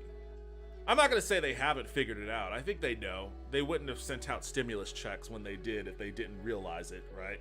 So, I don't know what you have to do in order to get past people with stuck in this archaic frame of mind. But this is in a report of the economic crash of 2008-2009. The PwC chairman Bob Moritz told CNBC at the World Economic Forum in Davos, Switzerland, Tuesday. The difference is, then no one saw it coming and no one could figure out how long it would last. Moritz said, today CEOs are much more confident in their own abilities to manage their way through this stuff. The global economy is the biggest concern for CEOs, with confidence in the international climate having plummeted in the last year. In the UK, for example, only 21% of CEOs expect the global economy to improve in the next 12 months, according to the new PwC survey published late Monday, down 82% of the business leaders in last year's survey. So, basically they're saying tough times are ahead, which is, appropriate that two people who are directly standing in the way of you having the federal government have the ability, here in America at least, to just inject money into the economy are high-fiving each other, over their shared support for the filibuster rule. At Davos, Sinema and Manchin, why are these two even at Davos, by the way? I don't know. Sinema and Manchin high-five over keeping filibuster rule. Their opposition stopped Democrats changing the voting rights. U.S. senators spoke on a panel at World Forum event. So, Kyrsten Sinema, who isn't a Democrat anymore, she had to flee the party. It is, I guess, going to run as an independent in the next election. And Joe Manchin, who foiled Democrats' efforts to pass voting rights overhaul by a simple majority, shared a high five on stage in Davos as they reaffirmed their opposition to overturning the Senate's filibuster rule. Quote, we still don't agree on getting rid of the filibuster, correct? Manchin, a West Virginia Democrat, asked Sinema. That's correct, she said, initiating a high five during an event at the World Forum Economic Switzerland. Sinema, who recently became independent but still aligns with Democrats in the Senate, has accused her former party of overreaching to achieve short-term goals by trying to nix the filibuster. The rule allows a minority to, thwart the legislation, most legislation bills, unless the majority can muster 60 votes. Like, the idea of, like, the Senate getting 60 people to vote for any one thing now just seems so impossible. Like, there was a period of time when the Democrats had 60 votes. But even then, like, it didn't happen. They barely got it done. They got healthcare passed with, like, a supermajority. Yeah, like, I think that may have been the last thing that was passed with a supermajority. Oh, man. Let's see. No more Davos stuff. Let's get into some gaming things, some gaming news. Microsoft plans to add AI capabilities into every product. CEO of Xbox maker Satya Nadella believes AI products are needed to boost human productivity, drive economic growth. So What that means is fewer programmers doing the same amount of work. yes, So who is going to buy their video games? That's the thing too. It's like I think AI is gonna fucking really be a problem. you think so? In like about 5 years, it's gonna. I mean, once they really figure out a way to make cars drive themselves, like reliably, you know what I mean? Like trucks and all that shit, they'll all drive themselves. All those guys. But that, I mean, the thing about I understand where you're coming from with all the other AI stuff, but with the self-driving cars, like, you know, you're gonna have to have somebody in a driver's seat. Like, I don't think federal regulations will never allow for a car to be on the road without somebody behind the if wheel. they can get, I think if they can get the accident rate and through all the tests below a human, the rate of a human, and it's statistically safer than just being on the road with people, yeah, I think that they will. I don't think that'll ever happen at all. I mean, not that self-driving cars will have a lower accident rate than people, but even if it has a lower accident rate than a person, like, they're gonna make a determination that, you know, in that, you know, whatever percentage that an accident does occur, they're going to mandate that a person is present to prevent it. You know, because if the accident rates can be lowered further, why not lower them further? Yeah, but they won't. That's the thing, though, is that it'll be a statistic thing where it can't be lowered further. The machine can lower. I don't think it'll ever. But because the problem, what a human could ever lower. I don't think that'll, because the problem with that also is like there are too many variables on the roads. Like if our roads were like basically like train tracks, then sure, you know, you can have a self-driving train. You know, you would have less things to deal with. But because like there's just so much random shit that could occur with a car, you know, and all of these things, you know, are based on cameras and sensors that can go faulty, or they could be, you know, there could be mud that smears on a camera, or, you know, it could, you know, the camera, it picks up white people in the road just fine, but for some reason when a black person is in the road, it just can't recognize that's a person or whatever. You know, all of that fucking face cam recognition shit that seems to somehow have racism programmed right into it. I don't know how that works, but it's a problem. It's a problem too. Like, there's just too much of those other variables where, you know, they're gonna have to have a person in it. And I mean, honestly, in maybe 10 years. we're definitely more than 10 years out. They were saying 10 years ago. Well, that's true. Elon Musk has been saying like next month Yeah, for like well, 10 years. He's but, been saying next month, like, you know, 10 years ago. But I honestly think that there's no reason. I mean, computers, the reaction times would be much faster. All they need is just a series of redundant sensors. And of course, the computer's gonna know if something's malfunctioned. You know what I mean? But then it's like, got eyes in the back of its head. but if something you know what I mean? malfunctions, then what? Like, does it just stop in the middle of the road? Yeah, Then you pulls have a over. traffic jam. Yeah, it But pulls what if over. there's no spot to pull over? There's like Well, plenty of parts on the highway where It like there isn't a drives- shoulder. It drives until it can pull over. And then pulls But then over. that's such a hazard though. That's why there's gonna have to be a person, because if there is a fault in its self-driving mechanism that's going to force it to have to pull over, but there is no safe place for it to pull over, then you're going to have to force it to drive in a faulty state some indeterminate amount of distance until it can pull over. And God knows what happens in that interim. So, like, Yeah, see, the thing is though, I think that there will be issues like that, but then we'll get those figured out because they'll iterate on it. You know what I mean? Just the way they iterate on airplanes and stuff, and they have like accidents way down. And people still fly airplanes, some. You know what I mean? yeah, Like, I mean, and so the that's thing a is- way different thing though. Yeah, but it's not really. You know what I mean? It is. It's There as are far as way the fewer specifics. variables for getting a plane in the air and landing it. Oh my God, that's not true. Oh, yes, it is. Fewer variables? Yeah.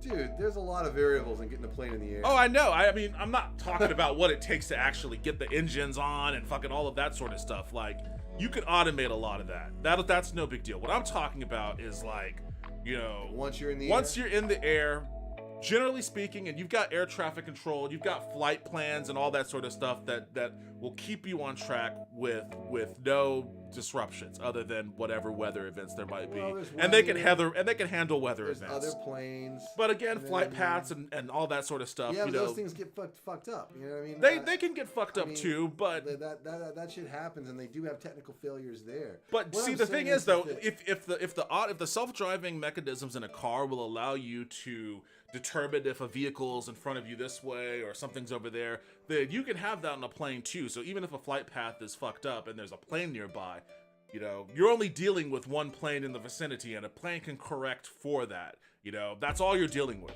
But with a car, there's God knows how many hundreds of cars that are on the road, in addition to dogs and squirrels and fucking babies running out into the streets, or, you know, Yeah, potholes that open That's up, true, and but you're just you're all moving, this other you're stuff. moving at much slower speeds by comparison. You know what I mean? So that you've got a lot more time to do anything. You know what I mean? I know it seems like you don't because you're going fast, but when you're comparing to a plane that's going 350 miles an hour and you're going 40 miles an hour, you know what I'm saying? There's a lot, especially when you're dealing with the reaction time of a computer. 40 miles an hour is devastating if you hit a tree. It's true, but the thing is that, you know, a human's reaction time is quite slow. You know what I mean? Yeah. A human is like 2 seconds. And the humans are also distracted. Humans have emotions. Computers don't. My point is that it will eventually just be iterative. They'll just keep iterating on it, and the only thing that'll have to happen before you start to see I'm not disagreeing with you on that. Yeah, what I'm saying is the only thing that will really have to happen is that when it won't be perfect, it'll just be better, right? So there will occasionally be times when it fucks up and someone gets hurt or someone gets fucked up. However, the amount of accidents overall will go down because they never drive angry, they don't speed, Yeah. they don't get distracted, they don't get aggressive. All those things that humans have in spades. They don't just start jamming out on the radio and lose track of what's going on or whatever it is. Right. And you can take all of that out of the equation, sure. Once it does this, you know what I mean? People be like, well, you're safer actually with these things doing it. You know what I mean? And that's all it'll really take. I don't disagree with most of what you're saying up until that's all that it'll really take. Like, I still don't think that would be enough to completely get rid of the human equation from a self-driving car. I mean, like, I kind of think that, like, if you got in a self-driving car and the first time would be like, whoa, that was really weird. I don't know about that. And then the next time you were like, I don't know, that was pretty weird. I don't know. Yeah, even if you get comfortable with it, like, by like the 8th time, you'd just be like, yeah, but you know, it just takes that time when you know, oh shit, what the fuck? And then like something happens, right? Like, I was comfortable with elevators until I got stuck in an elevator. Then I had crazy anxiety about getting in elevators for a long time. You know, all it takes is just, and that's the thing. Like, when we're talking about like these large, we're talking about percentages versus like large numbers, and there's a certain point of time when the numbers become so large that the percentage becomes almost irrelevant. Like, you could say it's just 1% of people that get into an accident, but if you're talking about 1% of like 1,000 people, it's like, oh, you're just talking about a few people. But if you're talking about 1% of like 10 million people, then it's like, holy shit, like there's a fuck ton of people getting into accidents, you know? Yeah. And then it becomes a much more like drastic situation just by virtue of the numbers. And that's what I'm talking about when I'm like, even if you get like the number of accidents low, the sheer raw numbers that are involved, like, I think self-driving cars, the way that you kind of see it going, I think that it could happen if way more people are off the roads in general.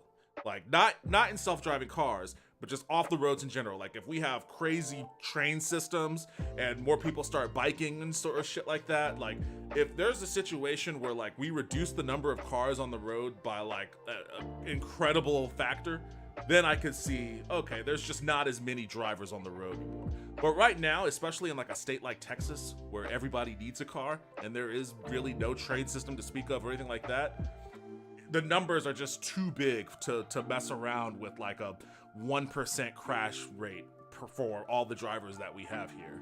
Yeah, I mean, again, it's just that whether they can have it be safer than driving around with people. Now, I don't think driving around people is really all that safe. I mean, it feels safe because you feel like you're in control more than, like, the thing is if you felt like the system driving the car was as good or better than you at making the right decision. Like for instance, you know, a kid runs out in the road, you know, like you make a split-second Han Solo reaction, right? You know what I mean? Whether you swerve, whether you brake, Yeah. you know what I mean? You got a split second. Well, to a computer, you know what I mean? That's an eternity. You know what I'm saying? And the thing is that like, and it's not just that; it's all things like that. But right now, they're dealing with a lot of, they got issues with computer reason. Computers can't really reason very well. Even the good AI can't. It can draw inferences, Yeah. but it can't reason. You know what I mean? So it's like it has problems making certain decisions and knowing. But see, they'll get all that figured out. You know what I mean? And then That's all. I don't think they will. Like we still Yeah. have it. There's so much in software that we still don't have figured out. We still haven't figured out internet security. We still haven't figured out how Bluetooth security.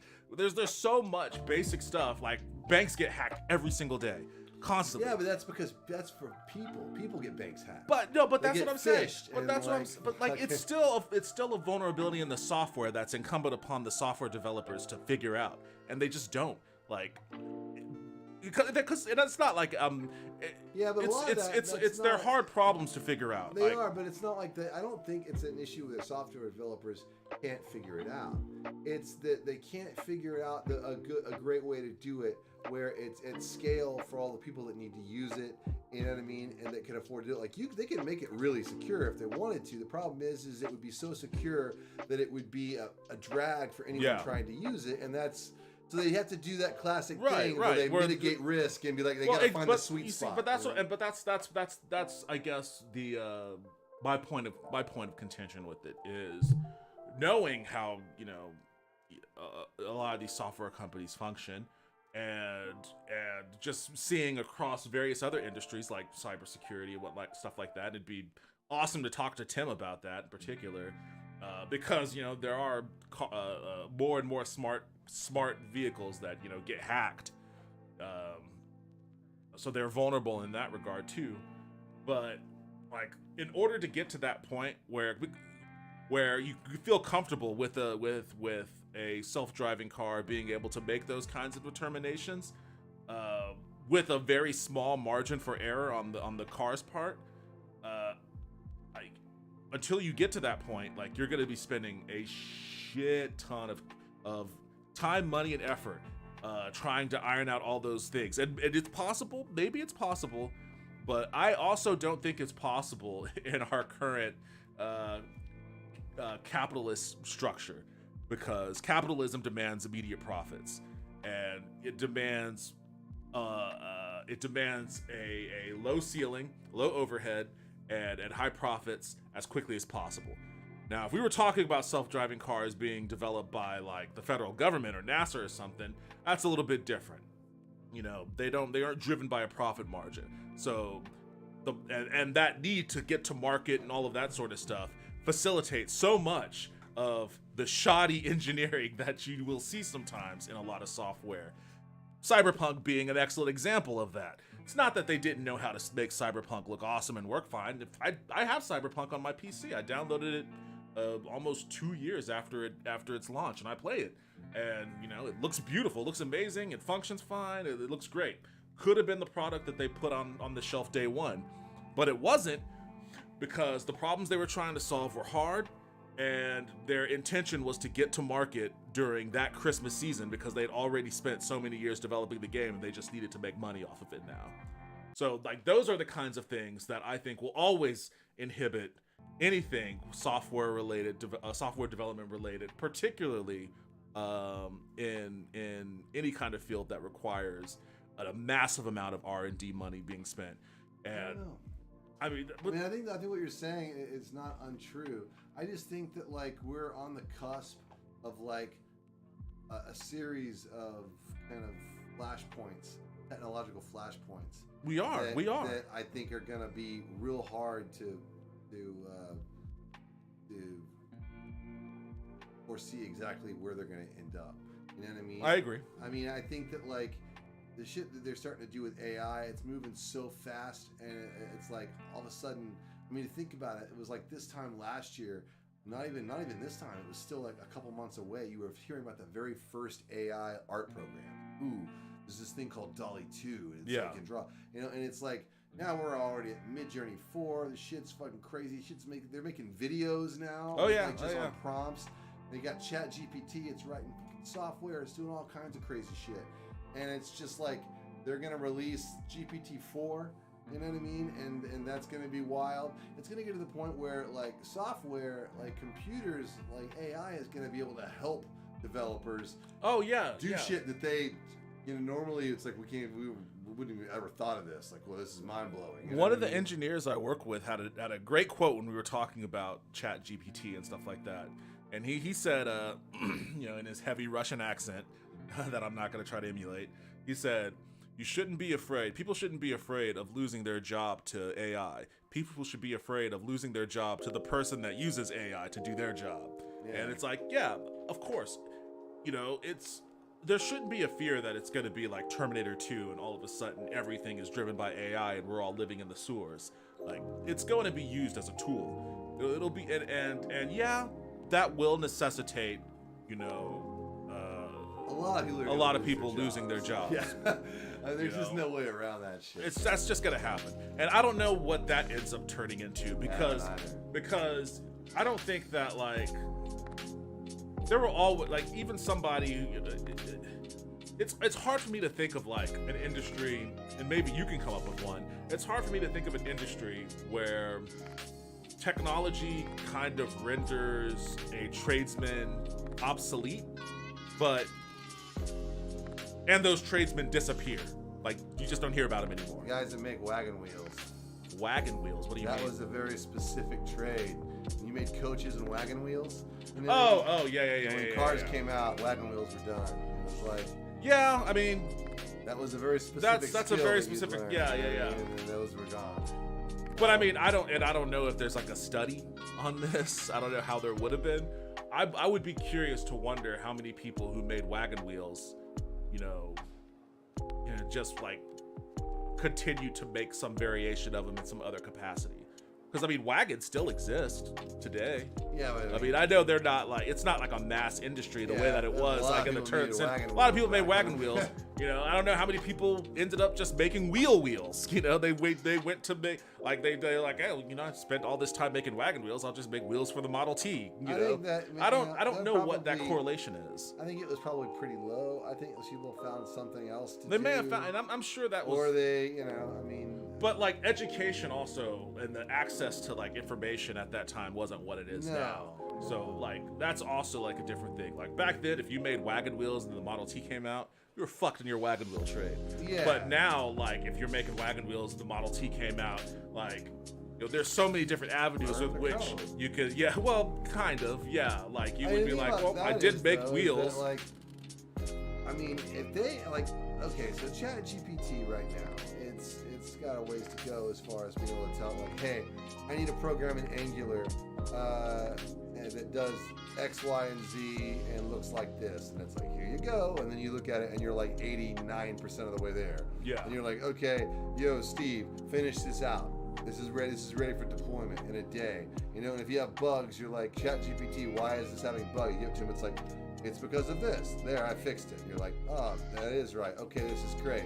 This took 3 days to develop, you know what I mean? Or whatever. Yeah. Like, it'll get to that point, probably. And the thing is a whole team of guys that used to write, if we're turning out software developers in boot camps and CS Yeah. programs and colleges at a rapid pace. Like, what are all those guys going to go do? You know what I mean? They sure as hell can't go into like concept art, because that is also Well, done. yeah, Unless yeah, their well- job is basically correcting hands. You can correct hands. Correcting hands. Correct hands all That's day funny. long. Yeah, I just think that I think for how things are now, like there's a lot more consciousness around people losing their jobs for stuff like that. And I'm not saying that it's going to be a one-to-one replacement mechanism for, every person who loses their job will have an avenue to like continue to, apply their trade at some, bespoke company somewhere. But there is more of an avenue for that sort of thing. Like there are even still people that, make retro games, today. You know, there are people that still do hand-drawn cell animation. It's not Disney. You're not being employed by DreamWorks or anything, making the next, you know, Anastasia movie or something. But, you know, there is still like enough of like a very unique interest in it that, you know, people can still. And the internet and like YouTube has made that like where people can actually just have like content on YouTube, like CoffeeZilla. You know what I mean? It's like, you know, he doesn't have to go try and work his way up from the mailroom at the New York Times to be a reporter. He's just decided I'm going to be a reporter. And got his thumbnail game happening, and boom. You know? But I just like I worry. I don't really worry about that much. I'm just like, what are you going to do? You know. But it's like we're rapidly rocketing towards this future, and it's like a lot of shit is going to change. You know what I mean? And the thing is in America particularly, there are no guardrails. That's the problem. That's the real shit. problem. Like, You know the what real I mean? problem, America specific, is that we have no social safety nets. We have no regulations in our industries. We have, I mean, it's basically the Wild West. Yeah, like, we have no. it's a that's the scam thing. economy If- that's full of grifters because there's no other mechanism with which to build wealth. That's only going to increase the more people, you know, lose their jobs by being replaced by any kind of Yeah. automation. In that Andrew know? Tate video, there were like all these dudes that went to his Hustler Academy program in Romania I saw or that. some shit, and they all paid $5,000 to go there and have him like talk to them about being a man. This is like one of the worst people in the world, you know. And they're just like, to hear him talk, it was just so sad. These people were fucking lost, you know what I mean?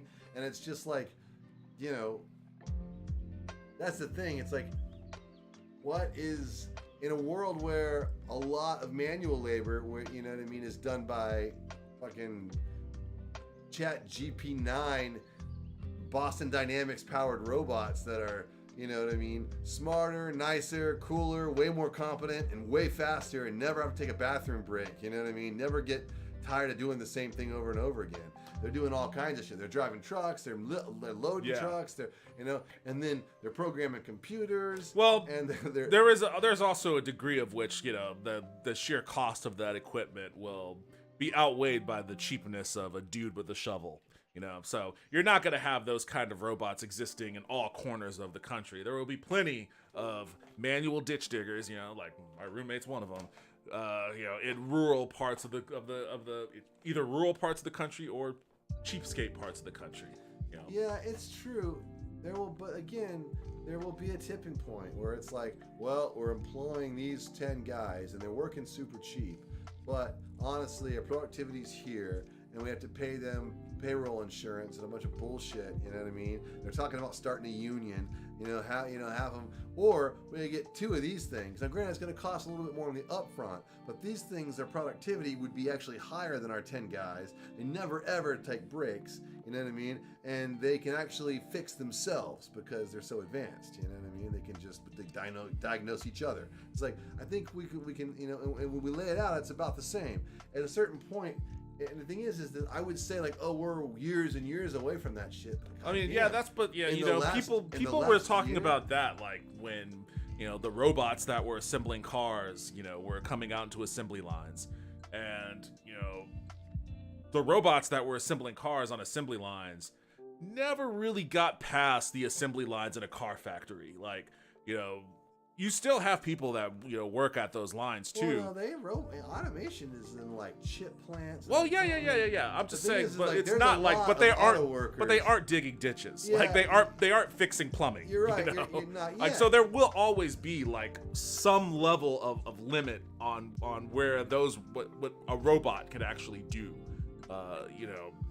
I don't know, man. I would say that I would like to think that. You know what I mean? But Until we get to a point where we have like just super insanely sophisticated like Dude. data type AI, Yeah, well, and the machinery to I watched encase it that allows it to be as malleable as I a watched human. the Boston Dynamics video yesterday where a guy is working on he's working on a platform way up high, and he's like, God damn it, I forgot my tool belt. It was a setup, you know what I mean? And he's like, yo, you know, Robbie, bring me my tool belt. And Robbie is a bipedal robot, and it basically it jumps down from a thing, hops onto the ground, walks over, grabs his tool belt. It then builds itself a mechanism, because there was no way to get up this thing, where it can jump and do all this shit and get up there, throws him his tool belt, and then does like a fucking ninja flip off of it. I'm not lying, dude. I was like, okay. You know what I'm saying? It's like, my point is that like, you know, in 7 years, things might look a lot different. And I just don't know what, like, I'm interested to see what the recourse is going to be. You know what I mean? Like, Yeah. what's it going to look like? You know what I mean? When, you know, I mean, I definitely think, it's not like people aren't going to do anything anymore. People are still going to be doing stuff. If you have an air conditioner company, you're going to run that company. But Yeah. maybe instead of like 12 guys, you're going to have, you know. And there will always be like people there will be people that'll be like, you don't want some robot fixing your blah. You want to talk to a person, and there'll always be people that'll be like, yeah, I don't want to deal with a robot. I want to know that I want to be able to know that I'm talking to a guy that, you know, if I have a problem, I can talk to him, and he'll be like, blah blah blah. agree. There will always be that and it contingent goes to the too. point of people that are afraid to fly. You know what I mean? Flying, statistically, far safer Yeah. than driving. There are lots of people that refuse to fly. You know what I mean? They just can't deal with scariness of it. They can't control it. Yeah. You know? And so, you know, there will be those barriers. You know, humans are irrational by their very nature. You know what I mean? So, you know, maybe that'll play into it. I just think that, like, you know, when we're talking about this Davos article, they're looking into the future and being like, I don't know, you know. I don't know. You know what I mean? I don't know what we're going to be looking at in 5 to 7 years, much less 20 years. Yeah. Well, I mean, in the immediate future, according to Microsoft plans to incorporate artificial intelligence products from ChatGPT and DALL-E 2 maker OpenAI in all its products, CEO Satya Nadella said in a panel interview with the Wall Street Journal at the World Economic Forum in Davos, Switzerland today. Here I thought we were getting away from Davos news. Yeah. We will incorporate this in our own application, so you can fully expect us to obviously use AI, Nadella said. Every product of Microsoft will have some of the same AI capabilities to completely transform the product. Nadella did not mention the Xbox business or give specific examples of how AI would be used in Microsoft's other efforts. Nadella mentioned using AI throughout its products as the third part of the company's plan to commercialize its early investment in OpenAI. Didn't realize they invested in that. The first way to make access to OpenAI's tools available through its Azure cloud computing platform, with the second being to make OpenAI's foundational models available as platforms so any entity in any industry can build on them. Nadella said AI tools like ChatGPT and DALL-E 2 will boost human productivity, increasing economic growth and raising wages for low-income jobs. Now Explain that to me exactly. That's what I raise all sorts of eyebrows over. Yeah, I think he needs to explain how exactly he thinks that, you know, a mass proliferation of AI is going to raise wages for low-income jobs. Not high-income jobs. I know how. All the like mid-level and decent, like good jobs will now be done by AI, and so everyone who was doing those jobs will now be working at McDonald's or whatever, and so they'll have to bring the wages up just a little bit, so those people don't put a pistol in their mouth. I mean, they don't care if they put a pistol in their mouths. They just don't want to put a pistol, you know, in the other direction. He pointed to software developers using AI tools to auto-generate code snippets as an example of AI that would boost productivity rather than cost jobs. Okay, again, how do you boost productivity and not cost jobs in a capitalist? Working people to the bone.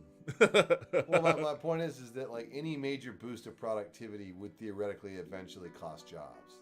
You know what I'm saying? If all of a sudden, I mean, depending on, you know, because you got to figure most companies have hired up to the point of productivity that they require. You know what I'm saying? Yeah. Like they're getting everything they need to get done. You know what I mean? So you go, okay, well now you can get more done with your current crew, or you can get the same amount done with half as many people or a third as many people. Well, they're like, well, we were already cool with what we were doing, what we were getting done, so we'll just save the extra money. You know what I mean? And make all the extra money.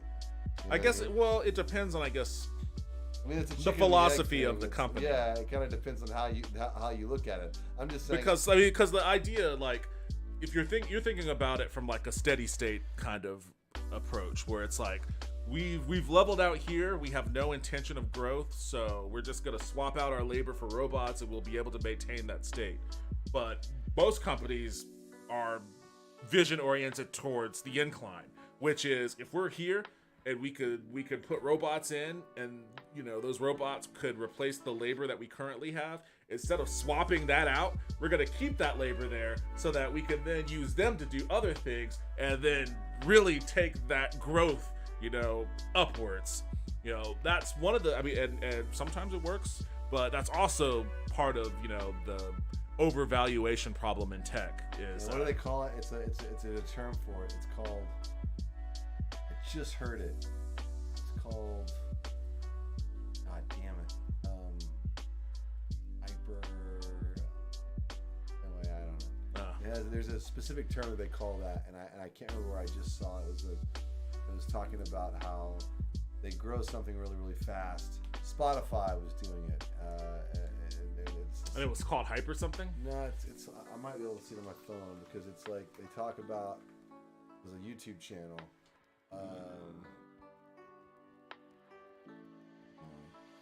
It's a specific name.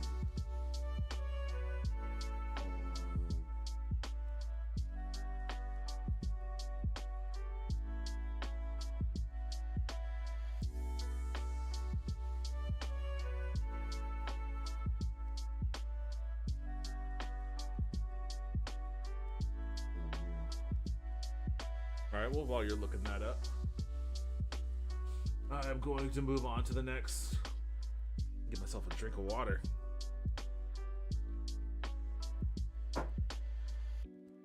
And now the dire news rolls in. Unity lays off nearly 300. CEO John Riccitiello, that guy's still around, says cuts deal, quote, very specifically with overlap as number of projects shelved. So we're starting to hear a lot of this news in the game industry too. I know Microsoft just recently announced, I think they laid off 10,000 people. It's pretty brutal. Yeah. So, the devastation of the tech industry comes for the game industry as well. Unity Technologies is laying off 284 people, the company confirmed to the Wall Street Journal today. In a letter to employees about the cuts, Unity CEO John Riccitiello explained, "We reassessed our objectives, strategies, goals, and priorities in light of the current economic conditions." Ah, man, that's gonna be such a fucking...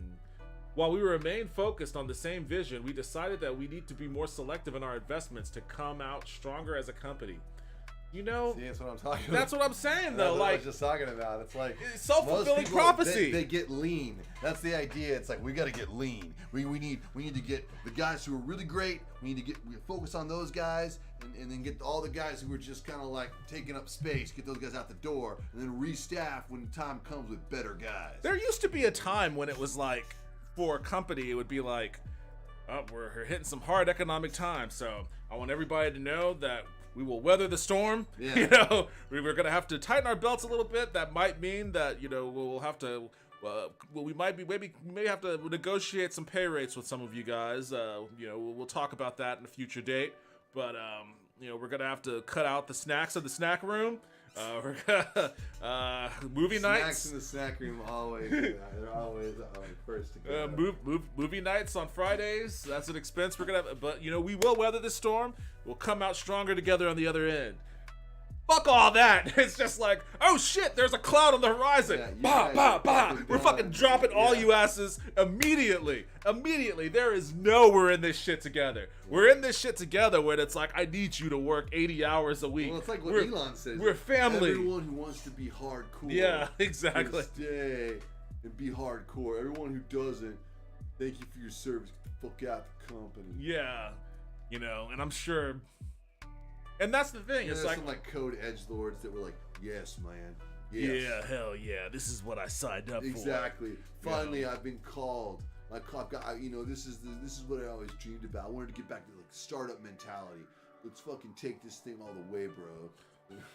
Oh, but then those guys will get laid off too, though. You know, Eventually. they'll get laid off. They're not going to be. Elon Musk isn't going to be like. When the robots, We've got some tough times, but we Yeah. could weather this You together. guys all said you were gonna be hardcore, so I'm gonna stick with you guys. Yeah, no, that's not going to The happen. for minute those Chat dudes. GP10 comes out and it's fucking writing really great code, I'm afraid the hardcore guy's gotta hit the road.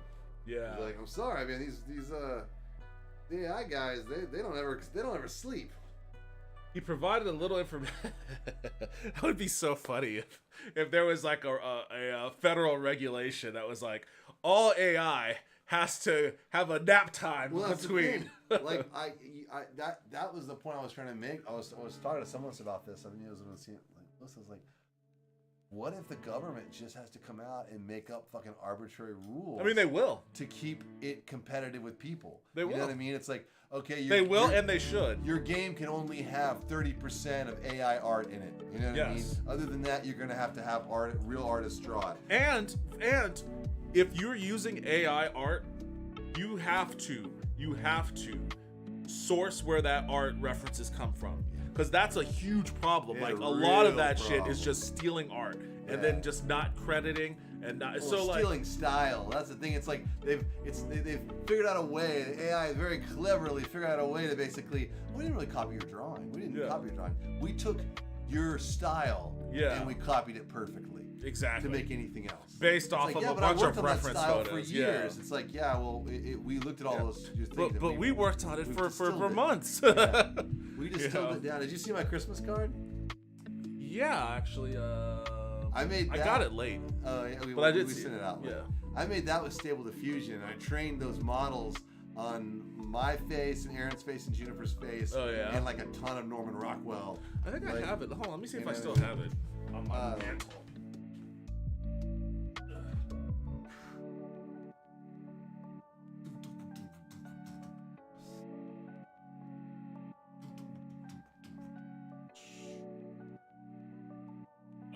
So you're talking about this. Yeah.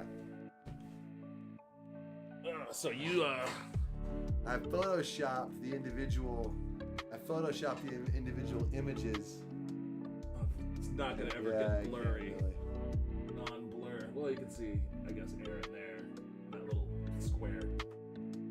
But you took your pictures Yeah. and then you put it through what? So I trained a Stable Diffusion model using Dream Booth on me, my daughter, and my wife, and then our 2 dogs. And then I also trained it against a ton of Norman Rockwell. I didn't even notice that the dogs were down there. images. Yeah, they're down to the left. But you see, it's funny. It says Norman Rockwell on it. I know, because this is everything here is from a famous Norman Rockwell painting. All the everything except for our images. What I did was I took it, I photoshopped this out, I created a new background that's actually behind in the style of Norman Rockwell. Instead of dropping the back, and then I literally photoshopped in. I brought in her image, and I brought in her image, and I brought in my image, and then the dog's images, and I made a composite. Now it took a lot of work. I didn't just spit this out. Right. You know what I mean? But it was based on the style of Norman yeah, Rockwell, I and mean- you just had to do a little work to get it to. Yeah. But you know that's what the I mean? thing, and that's how it's going to be used professionally. Yeah. You know, and the idea is that if it was based off of my artwork, then when you generate that image, there is some mechanism with which to say this is based on the art style of Devin and of whoever else you may use, and in some capacity, and I don't know quite how, but in some capacity, it works out to where if you commercialize that art, Yeah. I get some kind of payment Well, for that's it. the thing. See, it's like in this instance, it's like it's supposed to be part of the joke. I actually kept the guy's name Yeah, in the yeah, corner, and it's not making any money on it. Yeah. But like Greg Rakowski is a real famous like concept artist guy. Like does a ton of stuff, and like his name is like the thing you put in Stable Diffusion like drawings and things when you want your characters to look good. And same thing with Midjourney. He's part of the prompt of Yeah. like a ton of people, and like he's like, what the fuck? You know what I Yeah, mean? yeah. Because That's he's another thing. alive. If you put an artist's He's name in currently there, working yeah. in the field, and people are like, actively using his style, so they don't have to pay him to do, There's it's gotta fucked have to up. be specific legislation Oh, yeah. about that sort of stuff. I mean, like, I can think of even things like, because it's going to get so much worse. Oh, yeah. Imagine, like, when you can just tell, you can tell the prompt, like, I want to make a commercial. I need a blonde kid, red t-shirt, in a, nice middle-class house, shot like David Fincher, low angle. You can put the aperture, all that kind of crap into the prompt, and then gives you a series of videos that look like you spent $1 million shooting this kid, and be like, okay, I like this kid. And then you can be like, you can feed that into the thing again and be like, okay, I need this kid now. It opens the refrigerator, and it gives you a shot, reverse shot over the shoulder shot. You just keep it, you edit it together, and then boom, you got your commercial. It looks like you spent $1 million on it, and you basically told the computer to do it. Yeah. Now, we're not that far off from that shit. And the thing is that, like, that's gonna put a ton of people out of business. Yeah. And so it's like they may have to make a rule that says, like, if you're gonna air a commercial on American airwaves, it has to be made of 80% actual people and content shot. Even if it's stock footage, it's got to be real people, real content. Can't be AI generated or whatever. I mean, the people I was telling them, oh, I can't imagine they would do that. And it's like, dude, they're gonna have to. You know what I mean? It's like there's a reason that wacky shit exists. Like, you hear stories about unions back in the day, or all these weird esoteric laws, like this 1770 duck law, where you can't walk 10 feet near a duck while carrying a balloon or something in some weird town. It's like, okay, that seems oddly specific and weird, but there's some weird esoteric reason why that law exists. Or it's like in LA, you can't like walk up and touch a mixer. Like if you're on a live show, say, and you're working on Kimmel or whatever, and there's a mixer there, and someone's like, hey, go into the mixer room and like turn up, the kick drum, whatever. You can't go in there and do that. You have to go and talk to the sound mixer. He's the only person that can touch the fader. And it's like, why? Because the unions are so powerful there. They have a series of rules, some of which seem completely ridiculous. Like, why can't I just, why do I have to pay you for a kit rental? Because just a whole series of like little things like that. And it's like, well, because they fought for these little things and made all these stipulations as a quid pro quo and a tit for tat against other infractions. And so you end up with these kind of labyrinthine things where it's like, my dad said back in the 60s, he worked at an airport, he was like cleaning out these like tanks, some kind of wacky chemical. I don't know what it was, but it was sure as hell was toxic. Oh, Jesus. And he was like, they were like, go out there, and it was a Carswell Air Force Base. They're like, go out there with a rag and clean out those tanks. And he said there were union guys that would come to do stuff, and he's like, they wouldn't even be doing anything. They'd like be polishing, but they wouldn't actually be polishing. They'd just be doing it because there had to be union guys that do it, and they had to do a certain amount of hours, and it didn't need to be done, but And so there's all these there's weird shit like that. Yeah. You know what I mean? And the weird shit is because of these of rules to keep. It's like the idea of paying someone to dig a hole in the ground and paying another guy to come fill it up. Yeah. Anyway. Oh, let's see. In the current economy, it's not a good time to bring that to market. Hold on. One such project was devoted to a sports viewing technology that would allow anyone watching an event to see it from an angle of their choosing. In this current economy, it's not a good time to bring that to market, Riccatelli said. We were letting that team go even though we're thrilled with the work they've done. Which we still own. And we still will bring to market. Yeah. Beyond that team, the journal reports the brunt of the cuts came from the administrative ranks, including IT security and marketing. This is the second round of layoffs for Unity in less than a year. Last June, it laid off about 225 employees to realign some of our resources to better drive focus and support our long-term growth. God damn, if that wasn't a word salad of fucking buzz terms. Those laid off were allowed to apply for open positions elsewhere in the company, and Riccatelli told GameIndustry.biz in October that about 3/4 of the impacted people wound up staying with the company in a new capacity. Okay, well, that's something then, at least. Despite the layoffs, Unity's headcount has grown considerably in the past year. Its last annual filing with the SEC stated it had 5,245 employees, but the Wall Street Journal put that number before today's layoff at 8,000 more. 8,000 more than 1,400, which came from last year's acquisition of ironSource. As of this writing, Unity is trading just over 32, essentially on par with where it was last October, and down 84% from its November 2021 peak. NDP, or NPD, U.S. game spending dipped 5% to $57 billion in 2022. Call of Duty Modern Warfare 2 was the best-selling title of the year, while the Nintendo Switch led console sales by units sold. So, I mean, people aren't buying games as much anymore. That's definitely indicative of you know, not having enough money to re-inject into the economy. According to tracking firm NPD's latest report, U.S. game sales in 2022 totaled $57 billion, the figure representing a 5% decline compared to 2021, which amassed $60 billion. Well, okay, that's also like, you know, 2021 was still COVID year. Yeah. Like, yeah, so... I mean, it was starting to happen, but it wasn't. I mean, I think you're seeing a lot of this is the result of inflation. A lot of it is inflation. Which they're slowly ticking back a little bit. They're chipping away at it. I mean, they're gonna fly. They're gonna fly the economy right up the tree edge of recession to do it, but it might put the engines out. Yeah, I mean, man, it's just what a way to try to tackle inflation. That's the way you do it.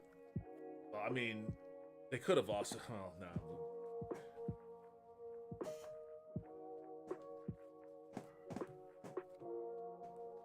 It seems like the only philosophy that gets enacted for battling inflation is raising interest rates. That's the only thing. It seems like the only thing that we can do. Well, I mean, it's the main thing that we can. It's the main thing that the Fed can do without legislation. So the legislation is almost impossible to get passed. Yeah, and if they do it right, you know what I mean, and stuff, theoretically they can, you know, it can affect. I mean, it can work. It's just you know, it has other problems. It just artificially depresses people's ability to participate in the market. So it's like, okay, you're curbing inflation by stamping out demand on the demander side. But, you know, you of course you're going to have a recession. You're causing it. It's the recession button that you're pressing to try to get. A little bit. So it just seems like, you know, it is a function of just not being able to do anything legislatively speaking. It's like, okay, well, what can we do that isn't going to involve, you know, expending any level of political capital on a fight in Congress? Yeah, I mean, the thing is too, though, is that trying to, you know, legislate their way out of inflation. I mean, there's things they could do to stop it immediately. You know what I mean? Well, yeah, but it's a policy. It needs to be legislation because it's a policy failure. Yeah, it can end up in major blowback. You know what I mean? That's. I mean, you know, granted, they can always pass new inflation. They can pass new legislation to, you know, like political blowback. No, I mean like economic blowback. Economic blowback. You know what I mean? It has unexpected consequences. Yeah, there's all. Yeah, there. I mean, it's tough. And the reason I think they rely on the Fed to deal with that is because the Fed has done it somewhat successfully in the past. You know what I mean? But the situations around the state of the economy during the times the Fed successfully did in the past is different than now. Like, the inflation that we've seen as a function of demand isn't just strictly because, like, there's a lot of people that suddenly want something that, you know, the market doesn't have a mechanism which to fulfill. That is the basic root of demand outweighing supply. But the reason why it's doing that is because the supply side hasn't been able to keep up because of what happened with COVID and trying to kickstart all of that, and then just they, you know, they wanted to blame, you know, the recovery checks and all that sort of stuff. But I mean, that didn't spur demand so much as it just helped keep people afloat. But what did actually have a demonstrable impact on a lot of families were those $300 checks for people with kids. Like, that actually was injecting money into the economy for people that needed it. I mean, I think all of it contributes in its own way. It's just, the thing is that what you didn't see, it prevented people from also not being able to afford. Like, it squared one side of the equation. Like, instead of, like, over here, these people based on what was going on in the economy, should essentially have way less buying power because the economy was flipping the fuck out. You know what I mean? But they continued to have the same buying power. You know what I mean? Yeah. So when all this other shit happened, that had nothing to do so much with economic factors as it did just the logistics of COVID and stuff. This theoretically should have depressed this and just made everything terrible. But by injecting that money into it, you know what I mean? Well, the mechanism they could still buy, yet there wasn't anything. There was less stuff to buy. You know what I mean? And the mechanism for controlling that in the market is pricing. Like, if there is more demand than there is supply, then you have to increase the cost of supply.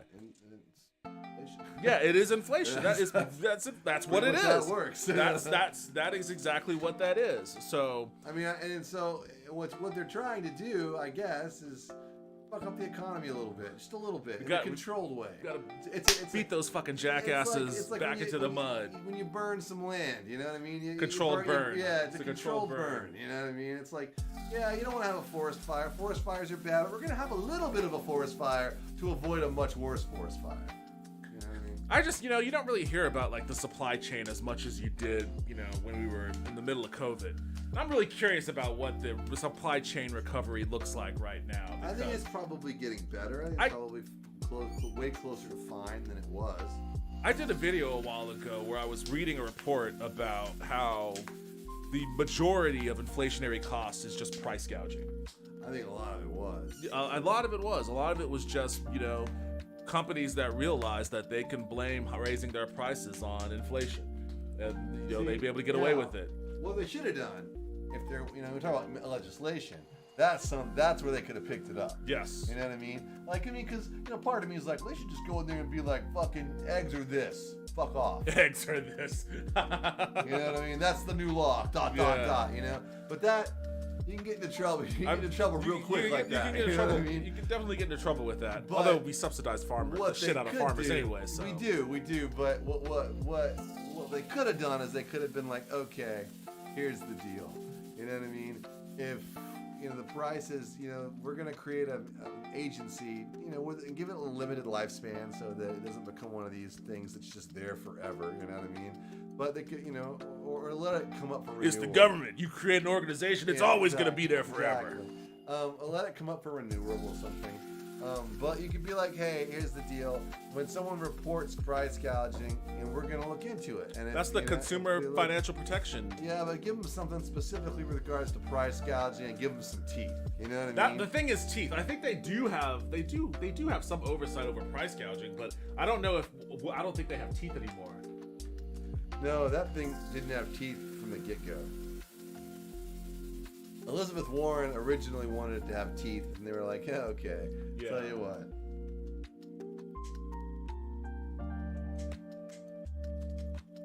Let's see.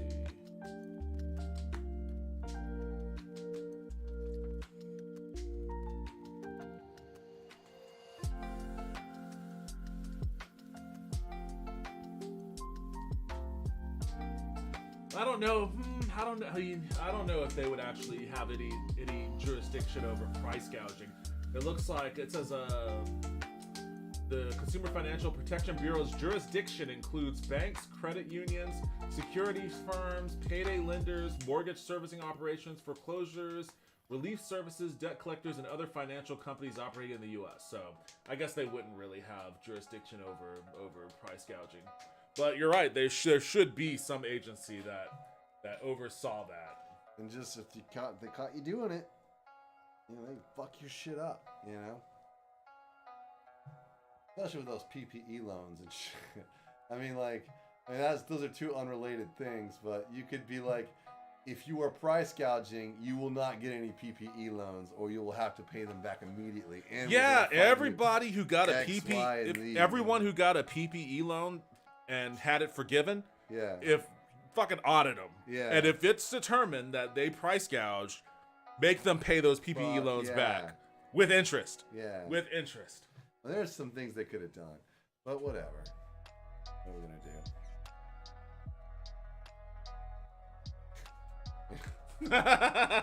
do? Republicans are in the fucking house now. I mean, that was. Yeah. I guess we hadn't talked since all that whole Kevin McCarthy thing. Oh yeah, that was That wild. was fascinating. It was Fascinating situation. fascinating. I mean, you know, it looked terrible. We haven't talked about George Santos. That's also fascinating. Also, Fascinating again, situation. Just the grift. It's the it's- grift that's just like. let them eat grift. Oh, That's where we're at. You know what I mean? I mean, yeah. I mean, it's a little. I really. There is a level of concern that somebody like that is like stalking the halls of Congress. Although to a degree, most people stalking the halls of Congress are like that to a certain extent. But man, just the idea that dude was like, I mean, his real name is Anthony DeVolver, so he's not even George Santos. Holy shit. And like, honestly, I haven't been keeping that close a watch on it. Like, I knew the general story, but they've like found out way more. they found out stuff way about more it. about him. That's one thing I will say. We are definitely in the age of the like armchair sleuth. You know what I'm saying? It's like, Armchair sleuth. I mean, you know, there are guys that can like, you know, someone's in a video for 2 seconds. You know Well, what I mean, and they'll be like, they can figure out where that motherfucker was within 4 inches. You know? They yeah. Can, you know. Oh yeah, yeah. There's mean, like that kind videos of of shit, Twitter. yeah, I guess he's like, wild. he was like in Brazil because he does drag as well. So he was in Brazil as like in drag and whatnot, and like, you know, it's just a lot about that dude. It's like, holy shit, man. So like, and it all blurs the lines too, because like George Santos claimed to be like the first gay Republican. But he was married to a woman, and that's not a disclaimer. That's not like a disqualifier. No. You can be gay, but it makes it. It's like, wait, so is he lying about being gay as well, That's or the not? problem with pathological But lies. then, like, you know, okay, he's in drag, so what does that mean? Like, does that give credence to the gay claim, or like I don't, or what? What is this? Like, there's so much of that stuff, and like, there's always like a little seedling of truth in the root of every colossal lie. So it's a weird situation.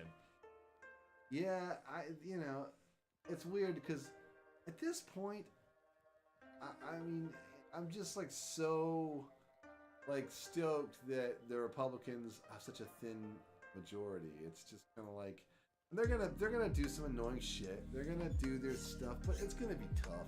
Anything they try to do is gonna be really hard. You know Yeah, what I mean, they're gonna be in do the some- same position They're gonna Democrats do were some investigations and some shit like that. But, And you know, it's That'll just be gonna, funny, it's if just nothing gonna be a else. bunch of wanking and a bunch of Literally, talking on they're Fox just gonna News. look. They're gonna have like 7 investigations into Yeah. Hunter Biden's dick, Yeah, and then that's about it's- it. And then it's just gonna be like we'll be in 2024, and whatever's gonna happen is gonna happen. You know, We'll have an AI running for president. maybe so. Yeah, I mean, it's. I don't think Biden should run. You know what I mean? But he probably. I mean, I don't will. know if he'll be physically capable of running. Honestly, The thing is, I don't hate Joe Biden. I like him fine. I just don't think he should run. You know what I mean? It's just like he should run for president. He's too old. You know, he's just too damn old. You know, he got one. You know what I mean? he managed to get after decades of running for president. Yeah, he got it. in there. You know, if I was him, Congratulations. take the win. Fucking just pull out. Just you're done. All good. You know what I'm saying? I mean, he had some. He's had some impressive. Have you watched? successes, Have know? you watched fuck House out of the of it. Dragon yet? No. God, dude, what is? You just completely off of media now. You're just like no more media. I watched Andor. I'm watching Wednesday. You know. which is, Okay. Fine. But I gotta, you know, it's like House of the Dragon is like a super gory show that I can't watch with my. So you with watch a my lot of shows kid. with. Yeah, I okay. mean, because like a lot of times, like Aaron doesn't want to watch a show after Juniper goes to bed. Juniper goes to bed at like 10:15 and some shit now. So it's like we're not gonna start an hour-long show at like 10:30 or whatever. Yeah. Because it would be 11:30 before. I mean, I could stay up that late, but she'll be out. She's not gonna make it for it. And so that's the thing. It's okay. We watch on the weekend. And then there's just so much to watch. You know what I mean? There's just like Deluge of content. yeah. I mean, you know what I did watch? I did watch another show. I watched Fleischman is in Trouble. What, on you watch Hulu. what? Fleischman is in Trouble on Hulu. I don't even know what you're saying. It's a show on Hulu with Jesse Eisenberg and it was a good show. And Claire Danes, she was in it. It was a little bit of bummer, you know what I mean? But it was a good show based on a book. I saw that Vivarium movie. I don't think I saw Liberian. You You can just put Fleischman is in trouble. I just don't know what you're saying. The words. I don't know what the words are. There it is. Fleischman is in trouble. Fleischman. Oh, is that like a surname? Yeah, it's his name. Oh, Fleischman is in trouble. Yeah. It sounded like a slur of I'm getting Vajra- tired. I woke up at 6 this morning to take Jennifer to school. So. Oh shit. My apologies on that. Yeah. Fleischman is in trouble. Okay. I watched that. I watched all of that. So I have been watching shows. Okay, fair enough. I haven't been watching as much genre stuff since Andor. You know, Andor was so good that I kind of broke the mold for me. Okay, well, fair enough. It was a great show. I watched Rings of Power. I want to watch House of the Dragon. I was gonna make a reference to Viserys and Joe Yeah. Biden, but you would. I started your Donica video, but then you guys started giving spoilers, and I was like, I'm out. Yeah, that's a spoiler one. Had That's to pull the ripcord. That's a spoiler heavy one. I liked reacting to that video. I wondered what she was up to. You know what I mean? Because she's on Twitch she more often than disappeared, not. you Yeah, know? yeah. She's on Twitch more often than not, just doing movie watch-alongs. I used to follow her a little bit more, but then she got crossways with some haters, you know, on YouTube, and I don't know. I saw her crying on YouTube at one point. Oh, and gee, I didn't see that. that was a long time ago, but they changed some rules, and she was just talking about how she had her own show on Go90. They actually paid her because I remember I was watching her That regular sci-fi show where she would talk about creators. Yeah, Greater Creators. Yeah, that was a good cool show. Yeah, that was a good That show. was a really good show. And I think that she thought that was an upward trajectory moment, and then the bottom, went out on that. And since then, she seemed to be kind of out in the wilderness. She did like a Dune Club thing. Yeah. And then and that was it. And so that was the first time I've even seen her in like 5 years. I was like, oh shit, she's still out there making content. Yeah, and she is, and it's still good. Like the Dune Club stuff was cool too. Like if you like Dune, I liked Dune, but I didn't know anything about it at the time. which is, I mean, that's what she's great for though. Like I first was introduced to her from her epic history of Game of Thrones, which are some of the best Game of Thrones videos on YouTube. I want to say those were probably the best Game of Thrones videos. Yeah, easily, and she did kind of the same thing for Dune as well, and those are also really cool. So yeah, like she does stuff on YouTube every now and then, not as often as before, but she mostly just streams on Twitch. Let's see, it's about 11. You want to get through any of these other stories? We'll just hit the bolt here pretty sad. yeah. Let's just hit the headlines. Yeah. Scenario raises $6 million ahead of AI-powered art engine early access. So here's another AR art thing. The firm's Gen AI engine lets artists train their own custom art generator. Probably just a fucking UI for Stable Diffusion that they're charging for. Probably. San Francisco-based tech company Scenarios raised $6 million ahead of the early access launch of its Gen AI I'm in engine. the wrong business. Well, I mean, fucking Griftapalooza, man. All you got to do is just the create thing- a front The company. thing that you're right. I was watching the Andrew Tate thing, and that dude, he made $11 million last year, and it's just the worst person in the world. Absolutely. And I can't stress that enough. No, he is a wretched human however being. bad you think that dude is, he's so much worse. He is a wretched He's so human much being. lamer and more terrible. And that's the thing. He's lame. He's not. He's not fucking lame. There are people out there who fucking suck. I mean, but there's yeah, there's a yeah. kernel of that guy's a little bit of a badass, even though he's a fucking monster. I could see like the seed of something in there that I would be like, okay, I get it. I understand why that person might have a following, But Andrew Tate, Yes. zero. Zero. Just a complete fucking goon. Like there's top to like bottom. he's walking around and he has this like shitty fucking costume sword, and he goes on this thing about how like if a man carried a sword around the house, girls do what you say. You got a fucking sword, and I was like, oh my god, I can't. That's literally I like can't. what fucking Yes, there a is. D&D nerd would be like, Yeah, or a well, LARPer. That's giving him way too much credit. It actually is the ripoff of a bit. Who's the guy that plays Louis C.K.'s brother in Louis? The bald Oh, I comedian. can't remember. His name. He's in everything that Louis does. Louis is really good friends with him. But he has a whole bit about like, I carry a sword because my wife. I told her like, when you get, you know what I mean? And it's a joke because it's fucking ridiculous. He's But got, he's saying and it the like- thing is, it's not even a cool sword. You know what I mean? It's just like a the shittiest dumbest fucking lame sword, and I'm just like, oh my god, what the fuck? But the dude, people are just all about. They this eat his fucking shit guy. up. Yeah, just all about. I it. don't get it. I watched some of that Vice thing. And like it It's- showed them all it's in like hard to that watch. conference. It's hard It to is. watch, dude. Because it's they so made that journalist box a dude. fucking lame. They did, it's like- and that guy, that journalist, bless his heart. You know what I mean? He really was trying to get to the heart of that story. You know what I Yeah. mean? And at the end, they were like. At the end, they were such dicks because it's like you guys talk nonstop about how you're such badasses, yet you can't even answer a few of this guy's fucking tough questions. It's not even being that, you know. It's like if you guys were like a quarter of the badasses you acted like you are. Yeah. Nothing this guy You says wouldn't be to you on fazed by this cameras guy. would bum you out at all. You know wouldn't what be I mean? phased even a little bit. Not a little it's bit. not that, and it's not even the fact that like, oh, he's gonna expose us or something. It's just like it's the fragile insecurities Yeah. of having somebody, you know, poke at the facade that you're trying to put out all of day being long, like he doesn't a deal top with- G. Exactly. You know? All day long, he doesn't deal with any blowback at all. No, everyone's just like, you're fucking great, you're the fucking bomb. All day long. And he's got no skills, you know? And the last thing he wants to be seen is on any kind of camera being like, well,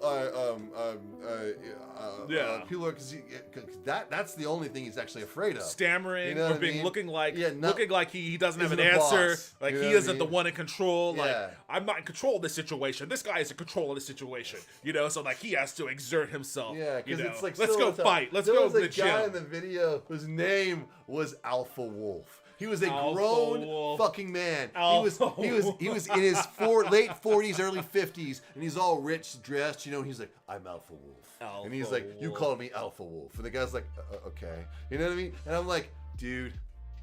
If you find yourself in a situation as an adult man where you tell someone with a straight face and you mean it that your name is Alpha Wolf, Wolf.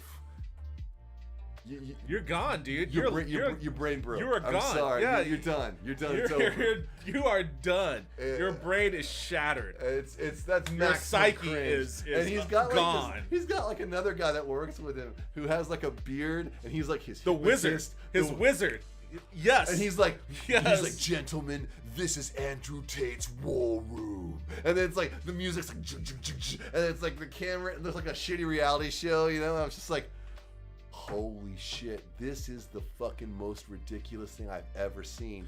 And people If he wasn't such are a- eating it up with a fork and spoon. It's like a If he- Mr. Show sketch. It is. You It know what is. I'm And I was gonna saying? say, if he wasn't such a colossal piece of shit, Yeah. I would be It ecstatic is- about the it's- fact that a it's guy so with a fucking sword stupid. and a wizard is running around trying to It's show so people how to be and a he's, man. Like wearing Asian. He wears like Yeah. an Asian shirt Yeah, for some like reason. a you know what I Turkish mean? garb or Yeah, whatever. you know?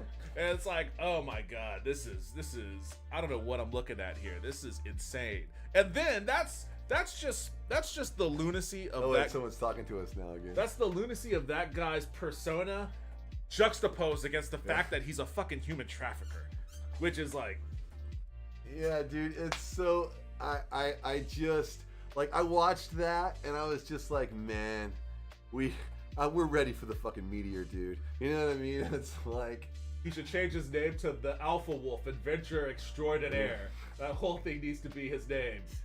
I agree. And I need to watch that because I didn't see Alpha Wolf, but like, did he have like a beard? no, Or- dude, or- he looked or like he looked like okay, he looked like a rich Nazi enthusiast. Nazi enthusiast. Okay, so he had like But he's- the haircut. He had like a very Nazi-looking haircut. It was shaved, and he had like a Yeah, crop. like It was the very coif. coiffed. You know what I mean? Yeah. And but it was like white or blondish white. 'Cause he's old. You know, because he's older, and you know, and he had aviators on. He was wearing like a tan suit with a white shirt, kind of unbuttoned here, and he was, you know, it was a very expensive looking setup, and he was like, "I'm Alpha Wolf." And it was just That's like even lamer. You It's- just dude, described the lamest person it- imaginable. Devin, it was wild. I was like, this guy tells people this every day. He tells people his doesn't- name is Alpha he doesn't. Wolf. He pays Andrew Tate thousands of dollars for the privilege of telling people his name is Alpha Wolf. Maybe he pays Andrew Tate. He works for Andrew Tate. Andrew Tate probably pays Oh. him. Well- he paid to get to that position. That's what, but that's the draw. But he is, That's the draw of Hustlers University, is that you pay money, and then at some point, if you're good enough at the MLM that it is, you know, you get to join the inner circle. You know, I guess, yeah. I don't know. Maybe he paid to be there. I have no idea. But either way, he is not Alpha Wolf. No. You know, obviously in that scenario, Andrew Tate, I guess, is Alpha Wolf. The guy doesn't even understand the concept of Alpha Wolf. You know what I'm saying?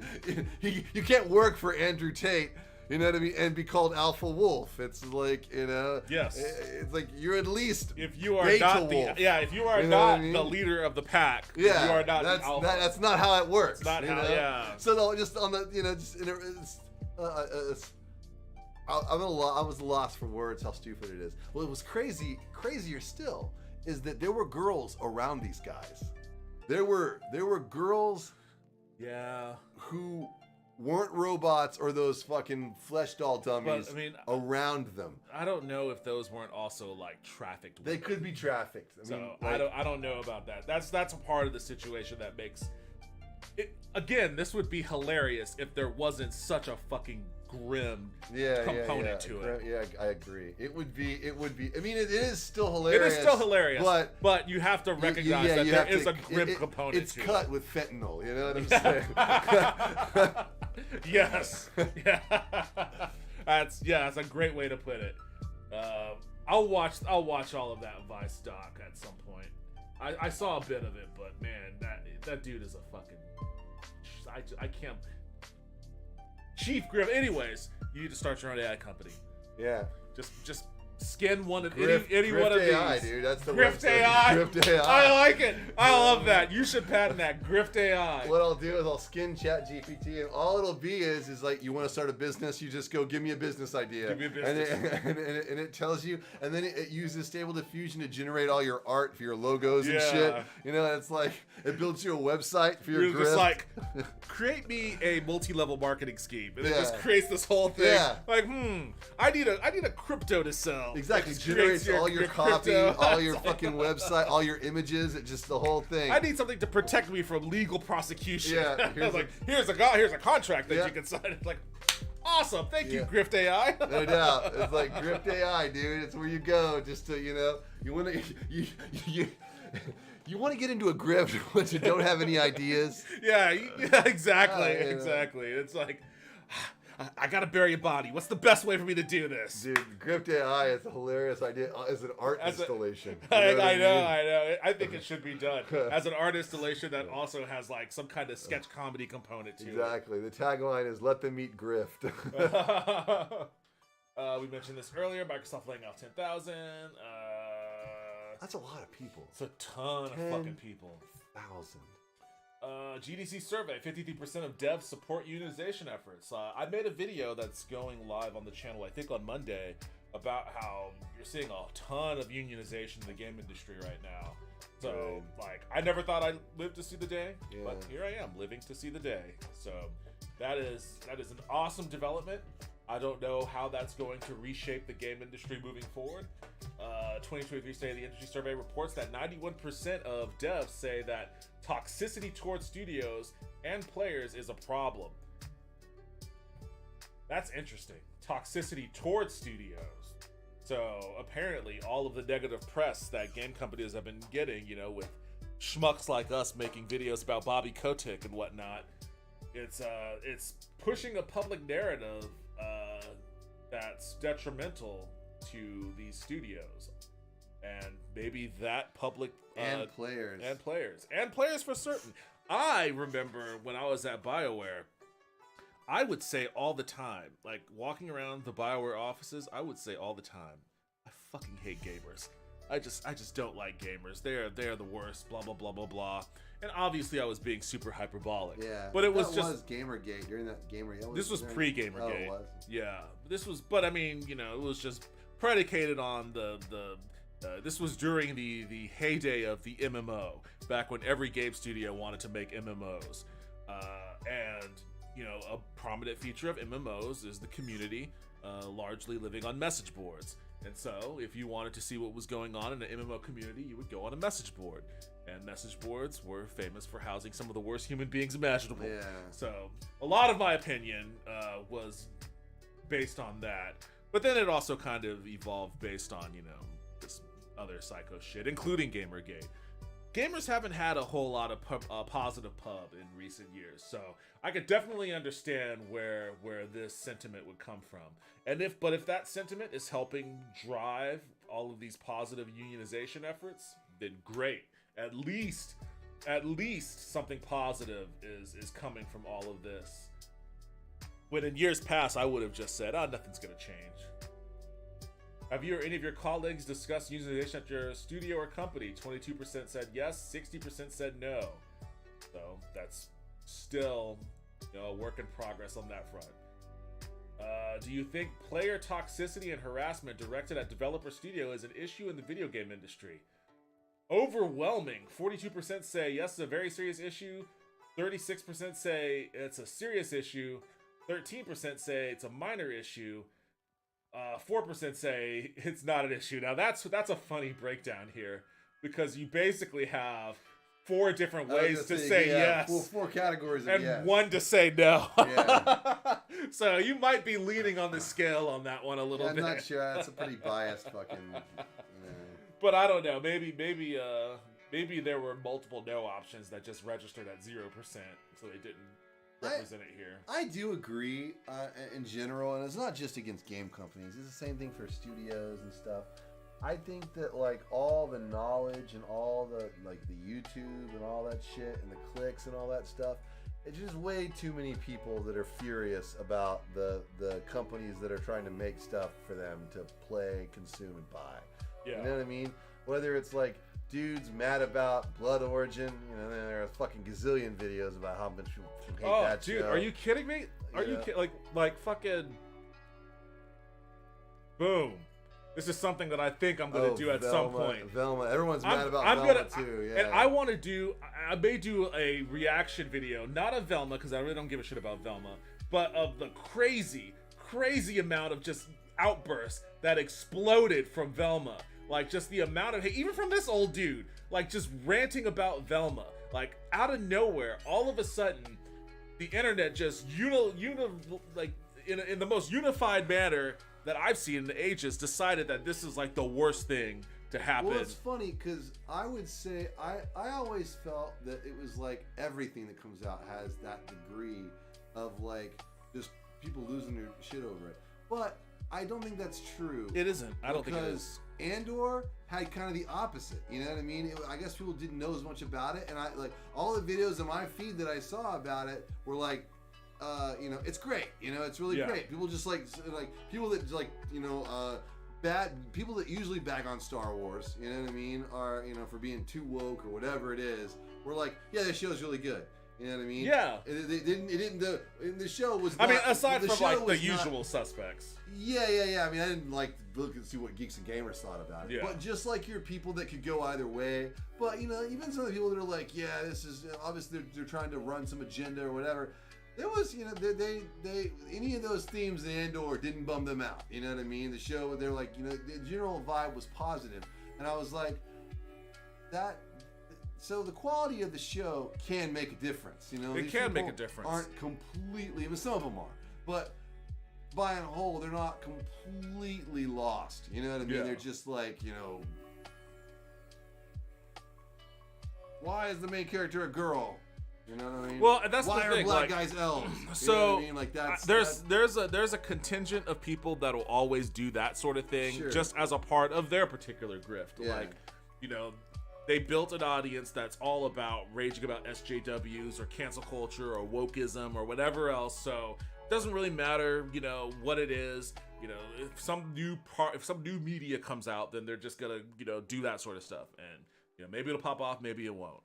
And you usually see after a while, I think I don't know, someone who was associated with Geeks and Gamers started off trashing House of the Dragon, and then after a few episodes they basically did a 180 degree about face, but it wasn't based on anything. It wasn't oh, this episode changed my mind, and blah, blah, blah. No, it was just like a random 180 degree.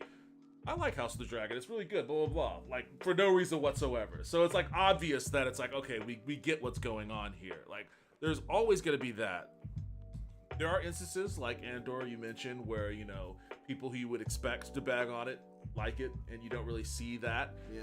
I think the opposite end of that is Willow, where it's a show that, you know, you look at reviews and like it's got Rotten Tomato score. It's got a good Rotten Tomato score, but like, you know, it's the only conversations I ever see about it when I seek it out is not good. It's got bad Google scores. Everything I've seen on YouTube is bad. Is bad. on Willow. But there's not a lot of talk about it though. Yeah, the hate for Blood Origin on YouTube is higher than Willow. Yes. Only because I think the people really feel slighted on The Henry Cavill thing. Well, the Henry Cavill thing, and also the show The Witcher I guess the show being this is more of a they feel a steer into the skid of what they did like yeah, Witcher. so like Witcher not adhering to source material.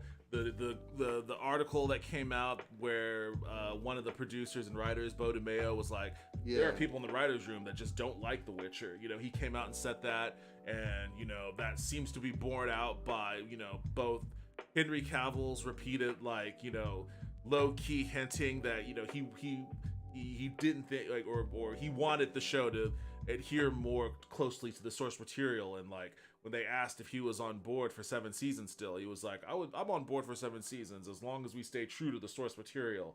And then he bails, which is like, you know, an admission that, you know. And then they kind of tried to smear him. And then there was a weird smear campaign against him, which was dumb. ill-advised and really shitty. People was like, guys, that's never going to work. Yeah. You know what I mean? Yeah, and all of that combined to where, you know, there was going to, in my view, whether it was good or not, and the fact that it was mediocre at best didn't help. There was gonna be that reaction to Witcher Blood Origin. Yeah. Yeah, I just think too, it's like,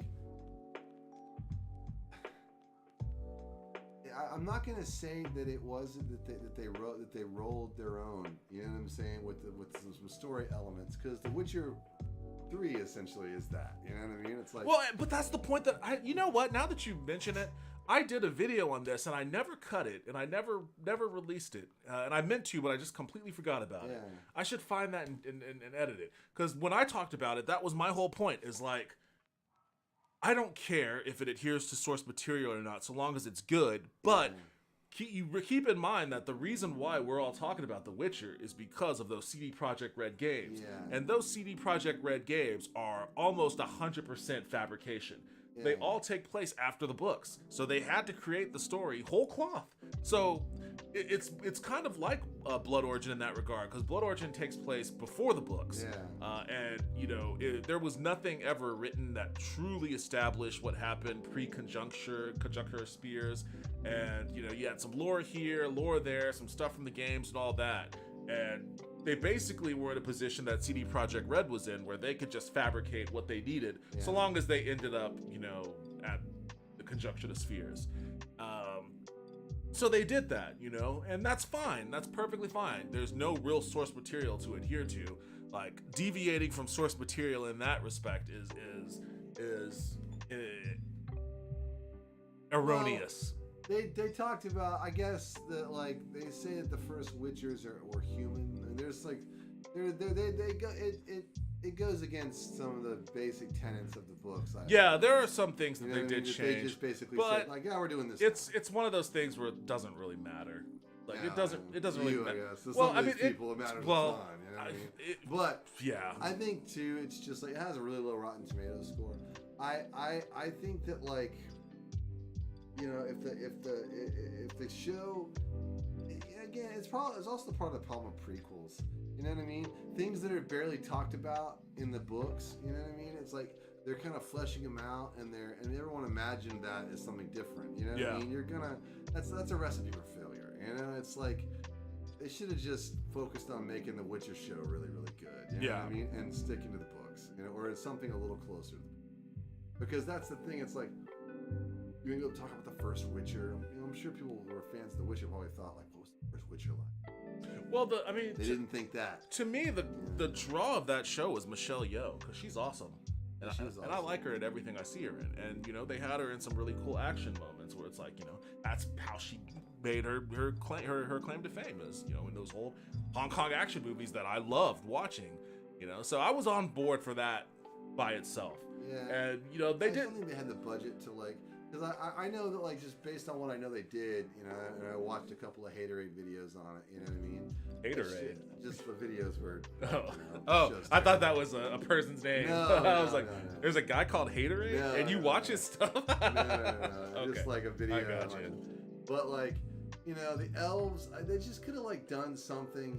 Like they should have taken the way the elves, the vibe of the elves in the Wild Hunt. You know what I mean? When they go to the Elder World or whatever, they should have like created an elven world that was more like amazing or something. You know what I mean? Because I always imagine playing the games that like the elders, the ancient elves, were like fucking amazing. You know what I They mean? tried to do that, but it didn't quite come off.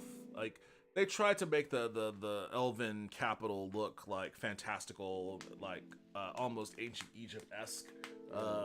It just ended up looking like a CW show. Yeah, I mean, it's just production. A lot of the production design, just from what I saw, looked pretty wanky. Yeah. And that show has always suffered from that. And it's just like, God damn, guys, give them the budget that they need to make an amazing show, or Leave it alone. Just don't do it. You Yeah. know what I mean? It's like don't half-ass it. All you're gonna do is piss people off. You know what I mean? Especially, you know, after the response you got from season 1 and season 2. I guess they're looking at the numbers and they're like, dude, people watched it. It was a hugely successful show. Yeah, the internet's full of people that are bagging on it, but who gives a shit? Look at the numbers. Well, that's the funny thing about Velma is that, you know, it's the center of everyone's ire and ridicule right now, but it's also like by far the most watched HBO show in, you know, well, I guess since House of the Dragon, for only a few months, I guess, but I mean, it's Last doing. of Us. Last Oh of Us. yeah, that's right. The Last of Us just dropped too. No, I will be watching that. I watched that first episode, but like, let's see.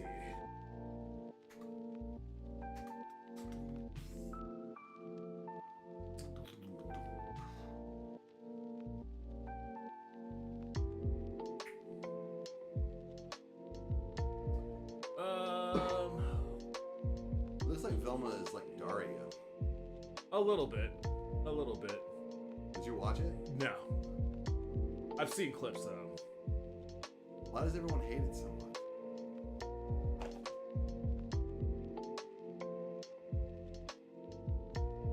I was gonna show clips, but then I'll probably get kicked off of YouTube. Really lame jokes. It's very.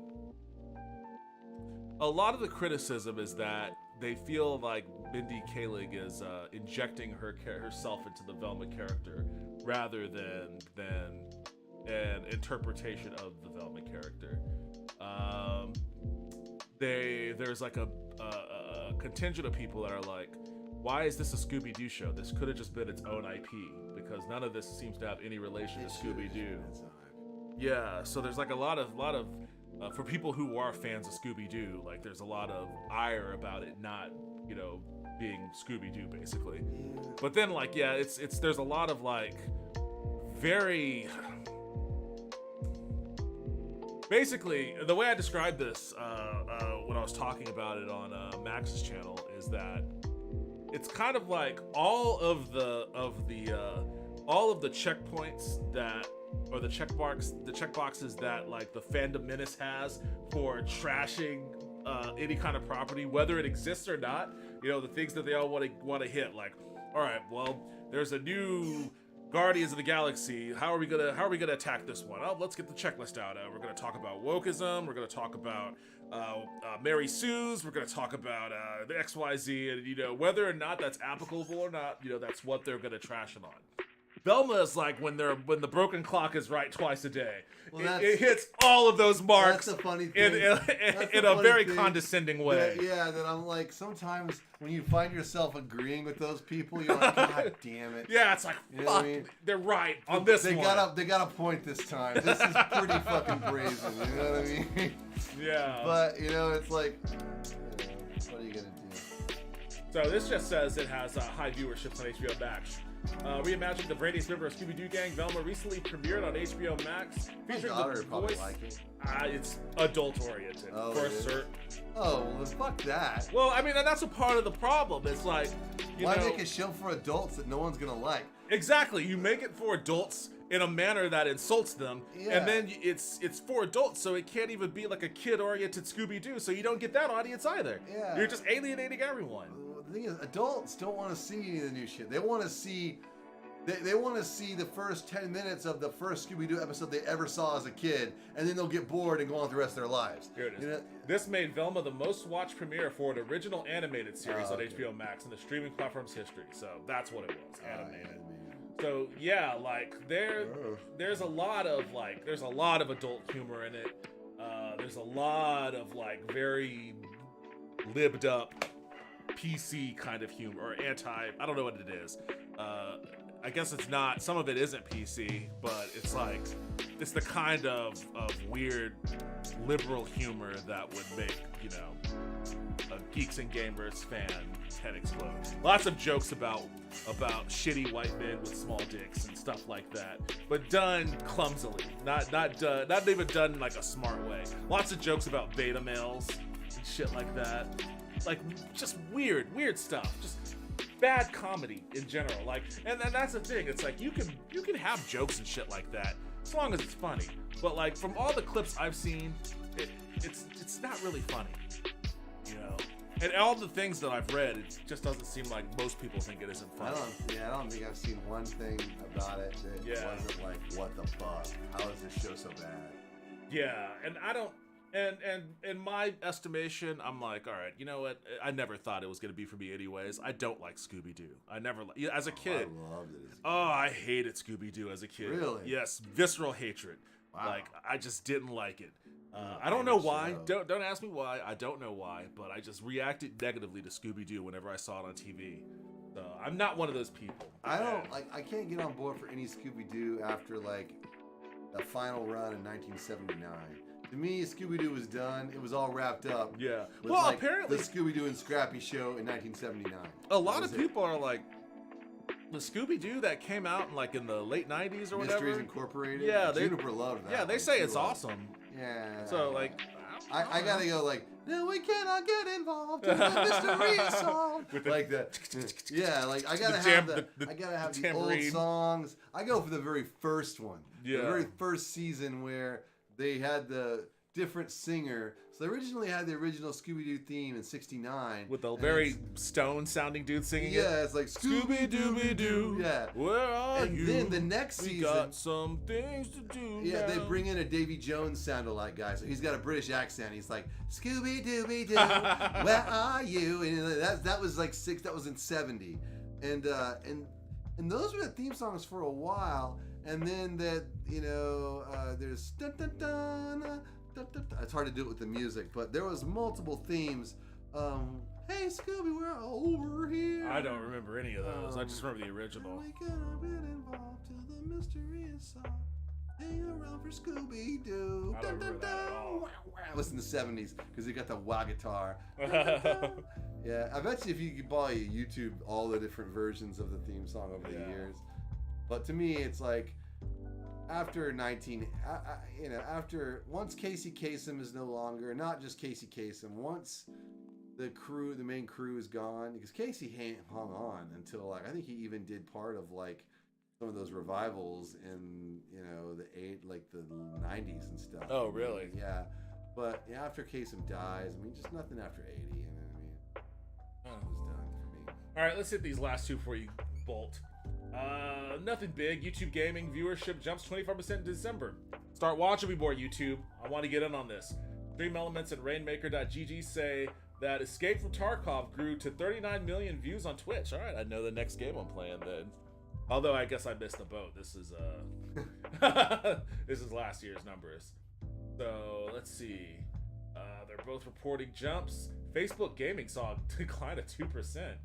I didn't even know that was a thing. Yeah, that's the problem. I think Facebook in general is declining. Oh yeah. YouTube Gaming was the only streaming platform that saw growth in December. Its viewership increased 25% as it hit 305 million hours throughout the month. My The jump was attributed to viewers watching Grand Theft Auto, Minecraft, and Fortnite, 3 games that I do not play. Who would want to watch? People love watching Fortnite. Don't ask me why, but they do. So, there's that. Zach's son plays Fortnite, man. I go over there, like watching him play it is like watching paint dry. This is a long form thing, so I'll do that later. Oh yeah, what is the new game? Oh, it's Finji, CEO. Subscriptions are simultaneously awesome and terrifying. Becca Saltman shares her concerns and hopes around how subscription services could impact indie sustainability. So, yeah, this is a much bigger read and a much more thoughtful discussion. Not for now. We're all thought out. Awesome. Well, it's almost midnight, so Yep. you've been up since 6? Yep. And I gotta Pretty wake sure up at 6 tomorrow. Oh, why? Yeah, take her to school, dude. Damn, 3 the days school a thing. week. The school thing. Yeah, these kids, man. Yeah. These Damn. kids. How do I reach these kids? Alright, well, I'll be back in a second, but Justin, thanks for joining us. All right, as my always. pleasure. It was a blast. Stick around. All right.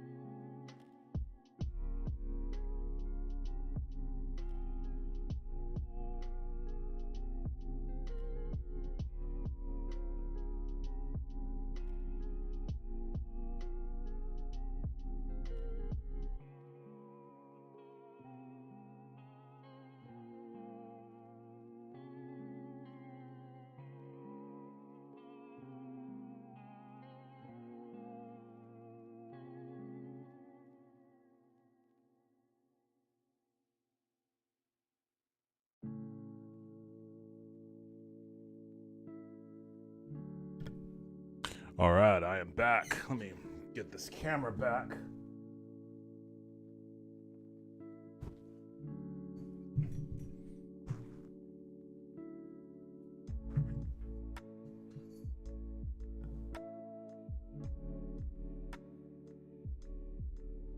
All right. Oh man, that was a discussion. Oh wait, what's going on here? There's a whole conversation happening that I was seeing Justin out, and like there's this whole thing going on in here. What is going on? What's going on, everybody in YouTube that I guess came on board when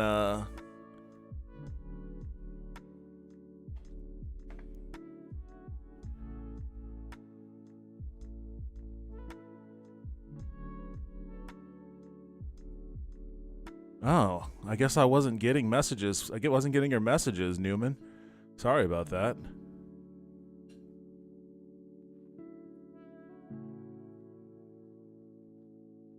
Oh, there's a lot of messages I wasn't getting. God, man, I gotta figure. I can't. I got too comfortable relying on Streamlabs.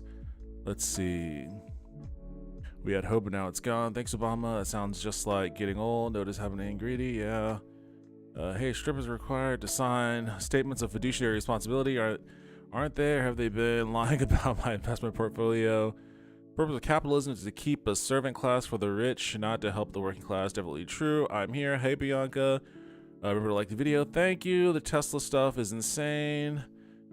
Man, you guys were commenting way back on the Tesla stuff, huh? I wasn't getting any of that. Although, all of a sudden, it all just started popping off on my Streamlabs view. I don't know why. I don't know why that it all came late. I think the biggest safety issue is that AI doesn't drink and drive. I mean, we sell airplane bottles at gas stations. Taking people out of the equation will be a huge jump in safety. Yeah, but the bar is set pretty low for being safer than human drivers because people are terribly irresponsible. Okay, the guys who made buggy whips, VCR repairmen,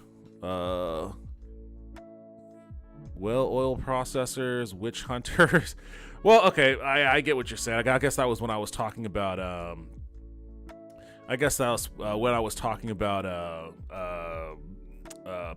what people did when their industry went out. The thing about VHS repairmen is there were other things that needed to be repaired beyond just VCRs, and they repaired those things. So even if they weren't repairing VCRs, they would just repair other stuff. They would they a lot of them became DVD repair people. When your little laser reader fell off the track and you had to fix it. I remember that happened with my PlayStation. My top-loading PS1, I had to fix that bad boy because there was no way I was going to be buying a second PlayStation. So, I mean, some things are applicable rollovers, some things aren't. Thanks a lot of money. Yeah, we'll have a robot, make you a nice meal. Sure, they can fry stuff, but not be creative. Not everyone, preach. I'm glad to see you two have started your political podcast. Where's your friend? Hey, Gabriella. He bolted. He said that he had gotten up at 6 a.m. and it's midnight here now. So he was definitely clocking out for the night. So yeah, just went and saw him out, had a little bit of a chat. He is on his way. So yeah, man, I don't know what was I need to stop relying on Streamlabs because I missed all of those chats. I missed all of them. Sorry, guys. I'm sorry about that. But I appreciate y'all carrying on the conversation in the stream while Justin and I were having our vigorous discussions. And yes, Loa, I guess apparently our political podcast began in earnest. If we were actually going to do a real political podcast, though, we would definitely need to get like a professional producer because we ramble and ADHD takes us off track pretty dramatically. Hello, play Boomer Shooter. You know what? You asked for it, so you got it. You got it. I was thinking about what to play. Thinking about if I was gonna get back into Pirates. But you know what? I'll go ahead and try this one I downloaded a few days ago. Man, that's a bummer I missed all your chats. I'm sorry about that, guys. I would have liked to have gotten you guys involved in the conversation had I seen that you were there.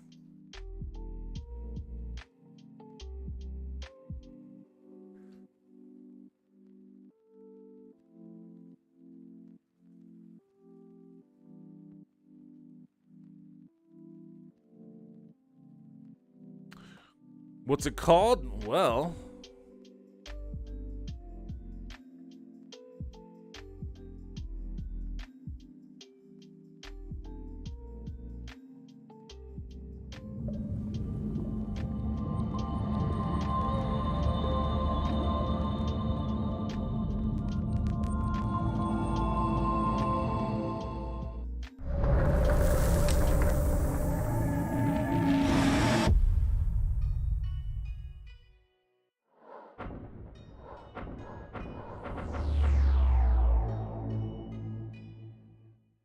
is it not working for some reason? During the time of the pharaohs, the city of Karnak was a shining example of civilization that all other nations could only hope to emulate. Today, Karnak lives on, surrounded by the spirits of the past. However, something has gone terribly wrong.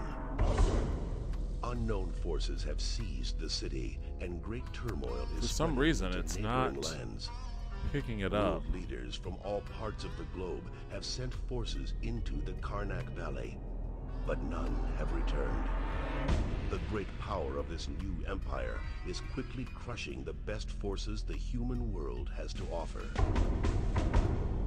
The only known information about this crisis came from a Karnak villager found wandering through the desert miles from his home, dazed, dehydrated, and close to death. In his final moments among the living, the villager told horrifying stories of fierce alien creatures that invaded the city, devoured the women and children, and made slaves of the men. Many of the unfortunate victims were skinned alive or brutally dismembered. Others were subjected to unbearable tortures, injected with strange substances, and then mummified while still alive. According to the villager, even the mummified body of the great King Ramses was unearthed and taken away. You have been chosen from a group of the best operatives in the world to infiltrate Karnak and destroy the threatening forces. But as your helicopter nears the Karnak Valley, it is shot down. You barely escape with your life. With no possible contact to the outside world, you begin your adventure, ready to accomplish your mission, praying to return alive.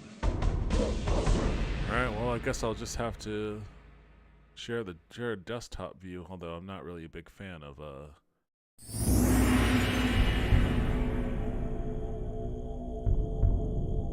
Alright, let's see what this is all about. This game, holy shit, always with the loud.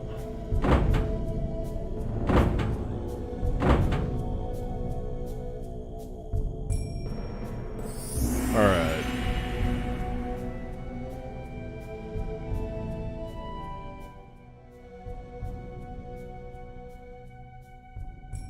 Let's do 30. 25 should be good.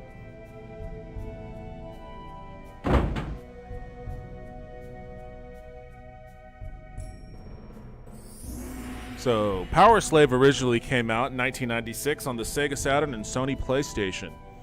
Being a owner of the Sega Saturn and a die-hard Saturn Sega fanboy, I always wanted to get this game and try it out, but I was never able to find a copy. And then after the death of the Saturn, copies selling on eBay became incredibly expensive. So I put it out of my head that I would ever play this game. imagine my surprise when I discovered that they had released a enhanced version of this game on Steam. They purport to kind of merge the two versions, the PlayStation version and the Saturn version, into one in this. So I don't quite know what that means, but I guess we'll see as we play.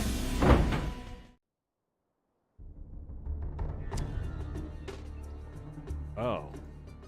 Okay.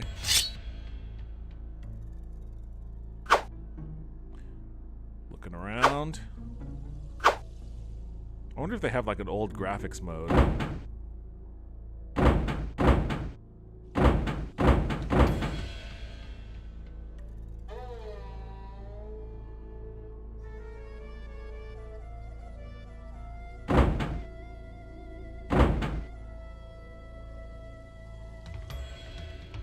Overworld screen, new, original. Well, let's see what the original looks like. I gotta say, I like the music. No way, Power Slave, the Doom clone from the 90s remake. Yep. That's exactly what it is. You asked for a boomer shooter, so here you go. Damn, my dude is flying.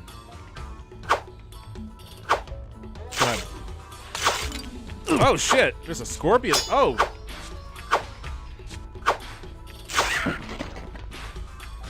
Alright, so I guess be cautious about breaking these vases.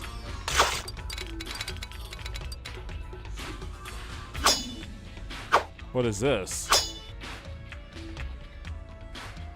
Can I interact with this in some way?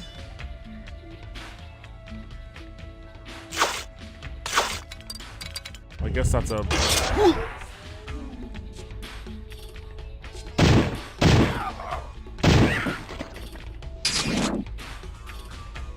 weapon power. Really? I'm shooting jumping scorpions with a little pistol?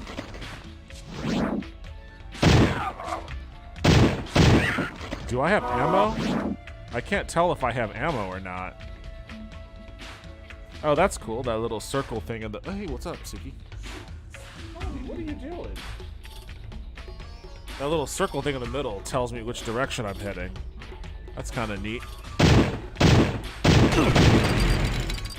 Oh, the little, I guess the blue, huh, why don't, that's weird. The blue bar seems to be my ammo. And those circles replenishes my ammo. Oh, shit.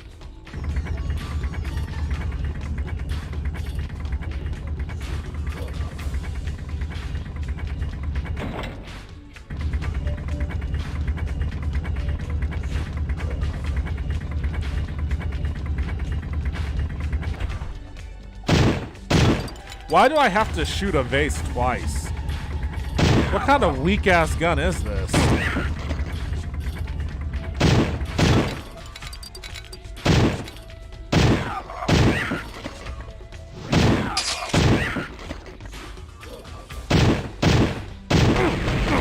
Oh, shit. Okay, I guess I didn't want to get close to those things.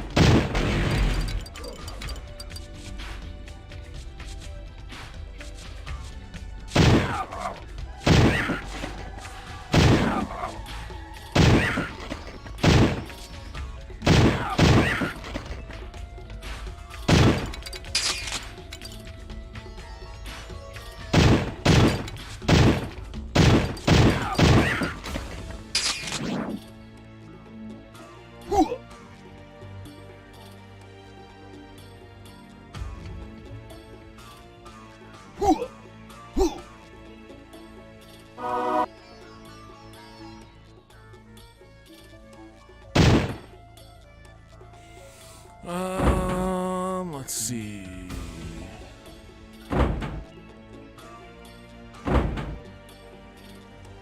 A is the interact. Wait, hold on. No, it can't be A. It was the A button. I must have...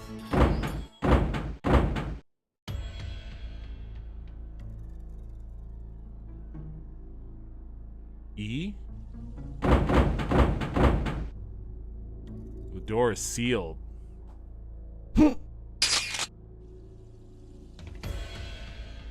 Okay. Okay, the door is sealed.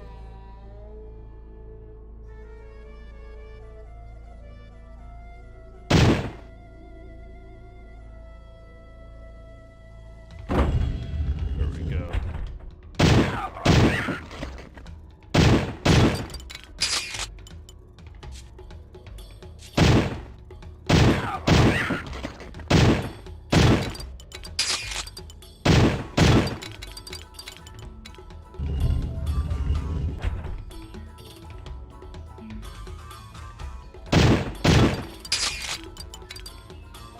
You know, I gotta say, playing Sid Meier's Pirates got me in the mood for watching Pirates of the Caribbean. I wonder if playing this game was gonna get me in the mood for watching The Mummy. Oh shit. Welcome, mortal. I am King Ramses. When my body was laid to rest here, my name was not forgotten, and my spirit was blessed in the realm of the dead. For centuries I lived in splendid afterlife, among the most powerful gods of the world. Now, my eternal sleep has been broken by a savage race of creatures known as the Kilmat. These beasts have stolen my mummified corpse and are draining the power from it to use as their own. If they succeed, chaos will spread across the earth like a terrible wave of fire, burning all living things in its path. The world as we know it will die a painful death.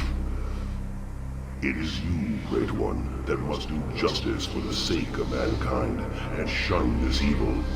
Seek out the 6 treasured artifacts that once adorned my tomb, given to me by the most powerful gods of Egypt. They too have been stolen and scattered across the valley, and are highly guarded. These artifacts hold great powers and will help you on your journey. To begin your search, travel to Karnak and cross the High Bridge on the east side of the That village. severed head sure is Here talking. you will find a great sanctuary that holds the first of the 6 mighty artifacts. If you happen to lose your way on your travels, return to this tomb, and I will give you guidance. Fear not the power of the Kilmat. Instead, embrace the powers of the Egyptian gods. They will help carry you to victory. Okay.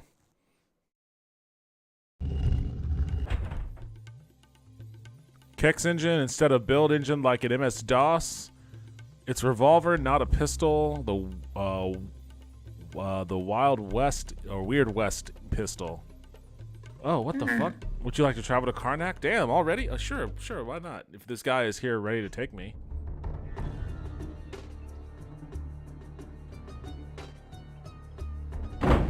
Options, display settings.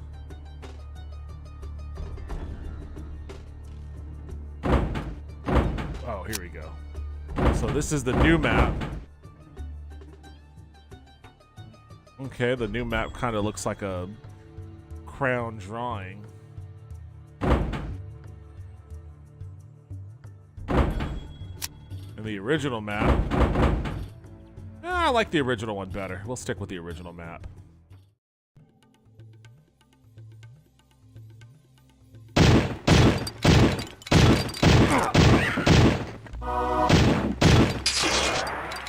A map, weapon power, and health. How do I bring up the map? Oops.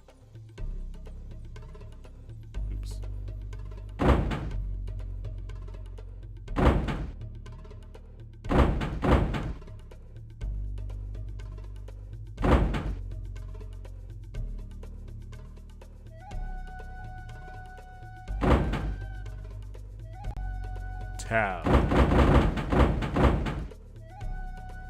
Ah, there we go.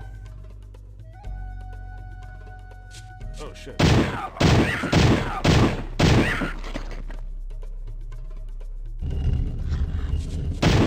Oh! He threw a baseball at me. Can he open the door?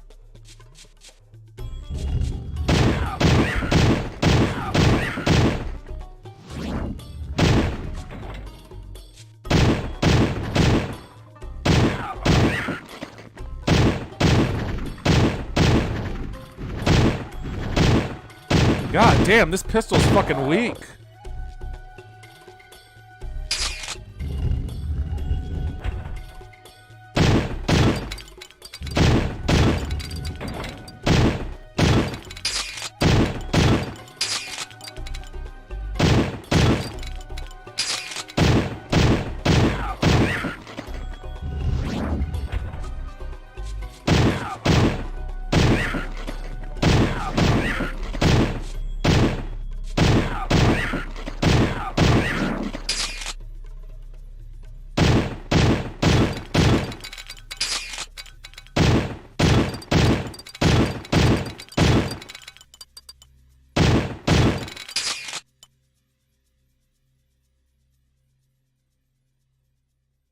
There's a guy up there.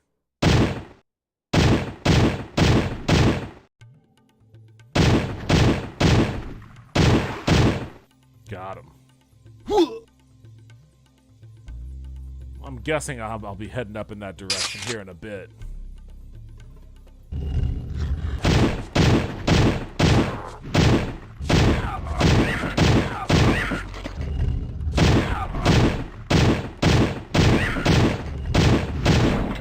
Oh, he got me.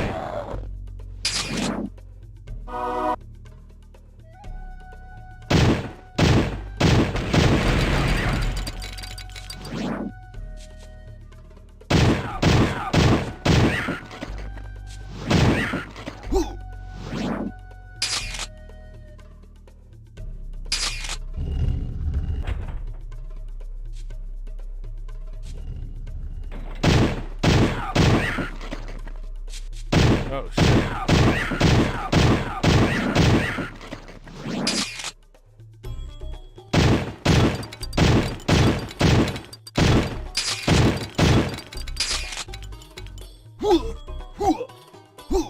Oh, I can't get up there.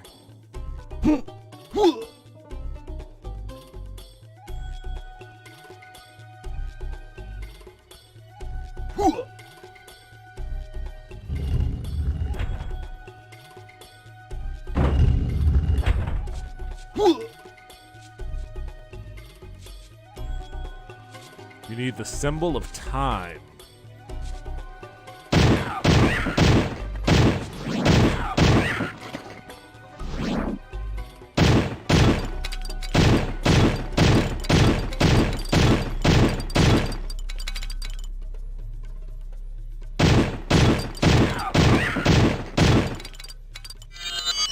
Symbol of war.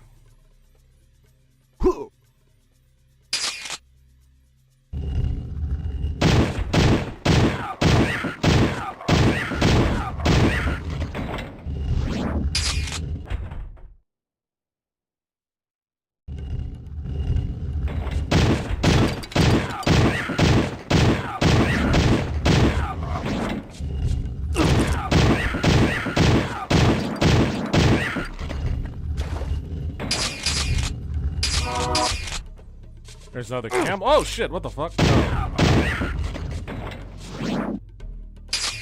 Oh, they're jumping through the window. Is this gotta go take me somewhere? I thought I already was in the Karnak Sanctuary. Where am I then if I'm not in the Karnak Sanctuary?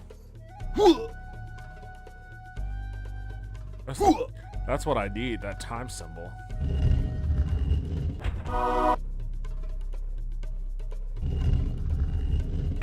Can this guy swim?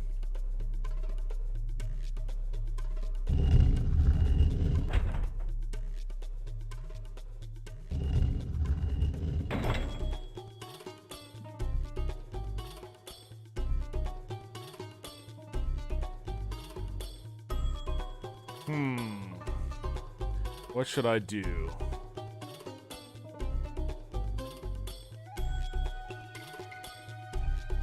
I guess I should just drop down, huh?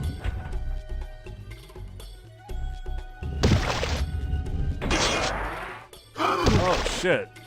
That little bubble is why this guy can't hold his breath for shit.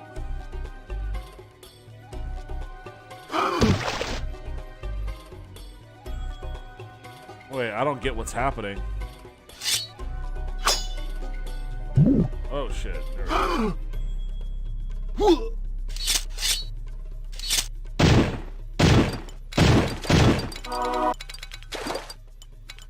Doesn't seem like there was any reason to go down there. I'm sure.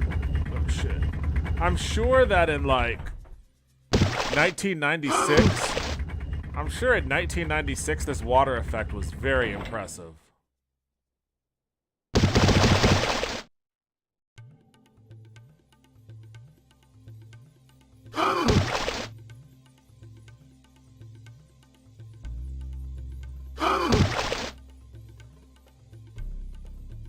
Well, it doesn't seem like there's much of a reason for me to be down here.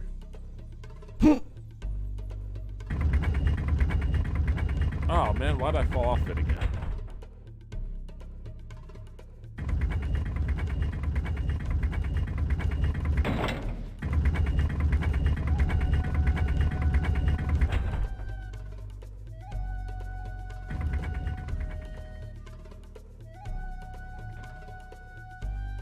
Well, you know what? I guess I don't have much of a choice then, huh?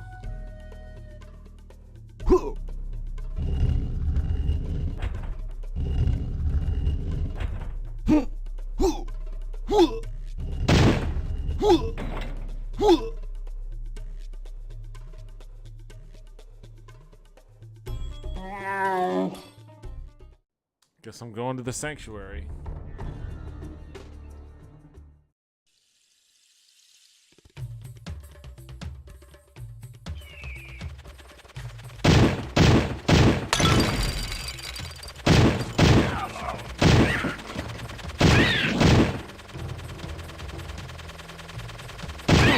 Oh, those must be like eagles. What the fuck?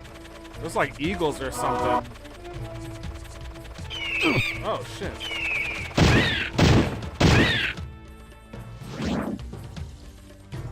That only takes one bullet for those guys.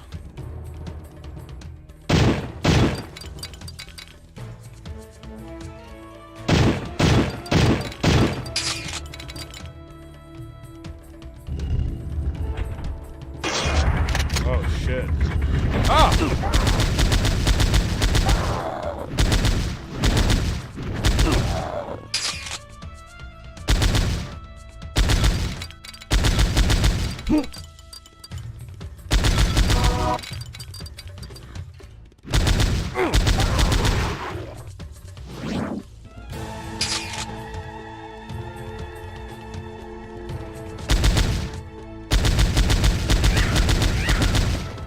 There's no reticle, so I can't tell where I'm aiming. Can I turn that on?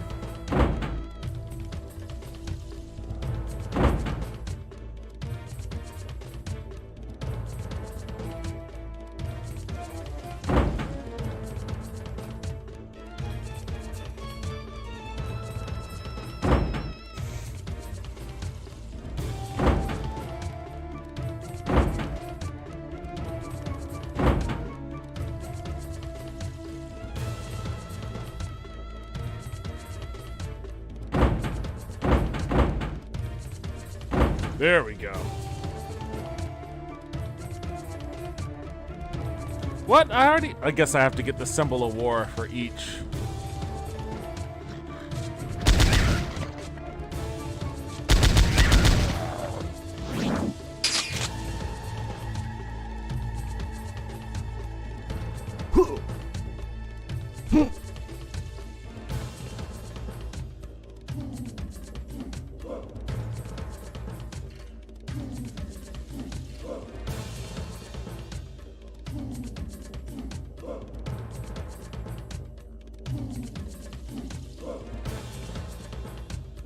These lead to the same area. Oh shit.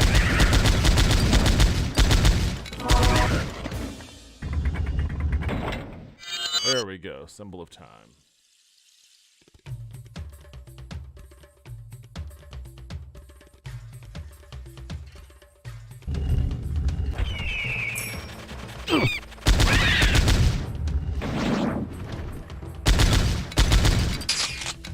Oh shit.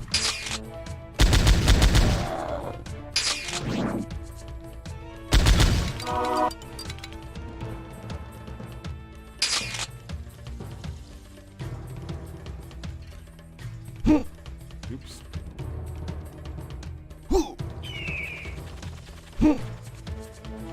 Oh, I was on it.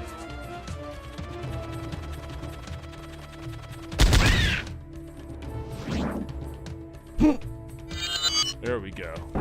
Oh shit, it almost fell on me.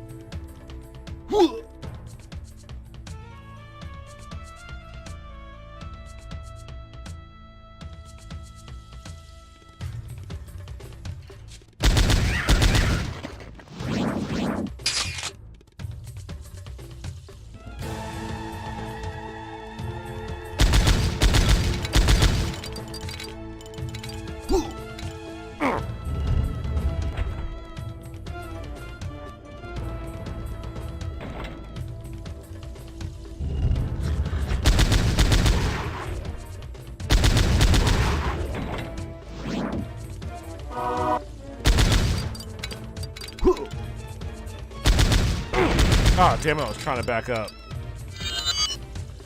Symbol of Earth.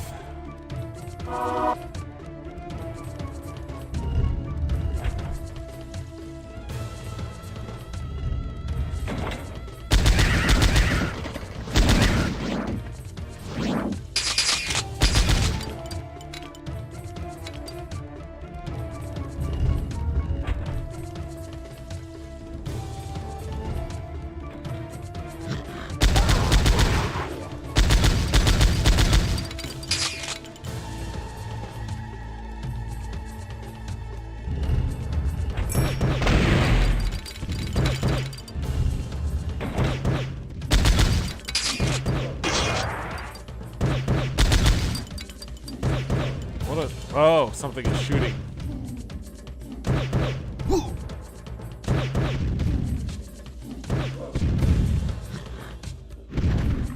Oh, shit.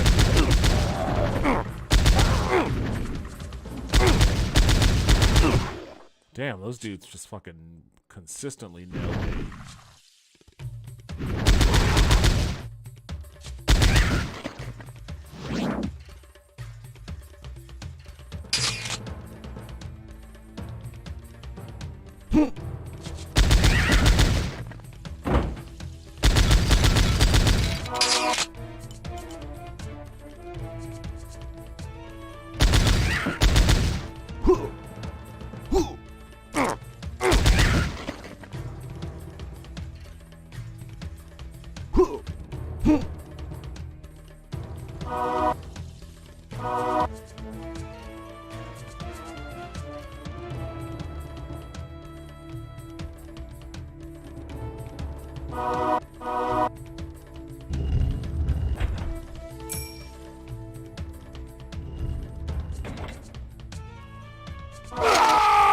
What the fuck? That instantly killed me?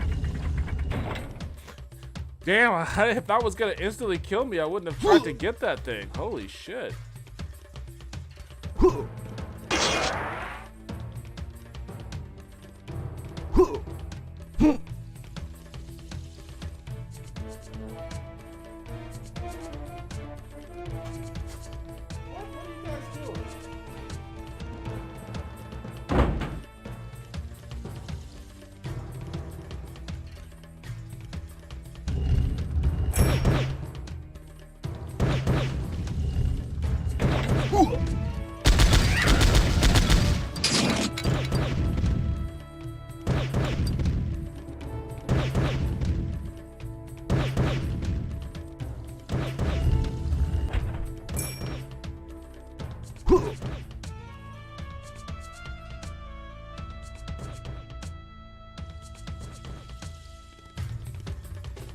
Hold on a second.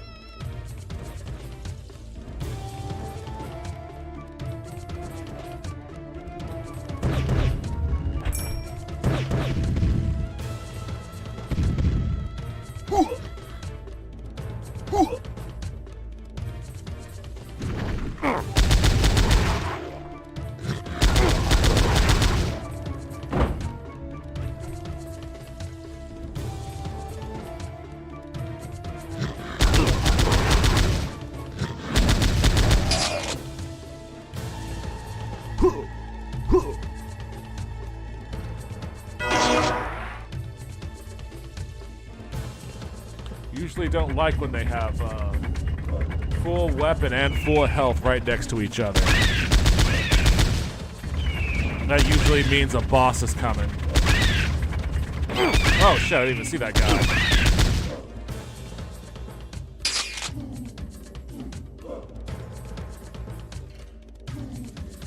The feathers floating to the ground is a pretty nice touch. What the fuck? Sandals of Ecumtet increases jumping ability. Okay, cool.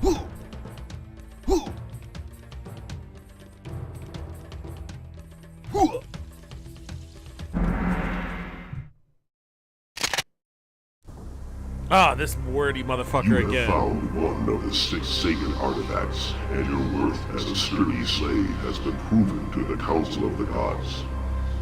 The mighty sandals of Ecumtet give you the strength to leap higher than mortal humans. Use this gift to scale the cliffs in the northwest corner of Karnak. Beyond the cliffs is a steep path that leads to a shrine in the mountains. The artifact hidden in this shrine is a gift from Sobek, god of amphibious creatures. God of amphibious creatures. Man, that audio recording quality is really assy.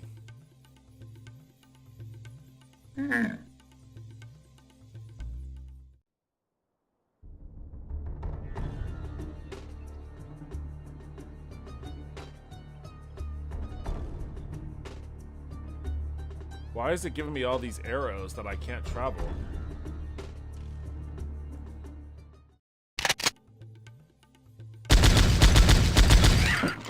I guess maybe there's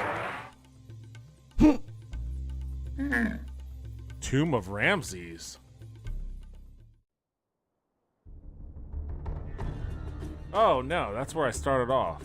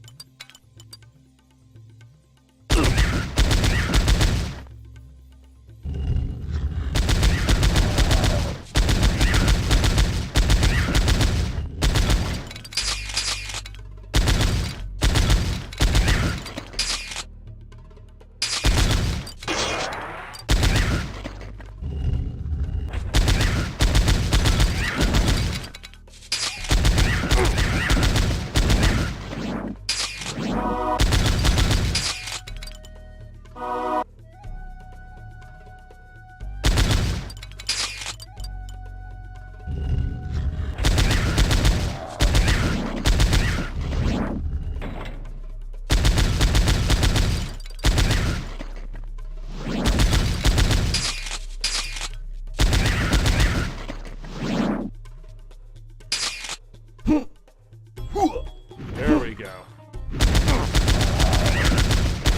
I wasn't able to get up there before. Oh shit.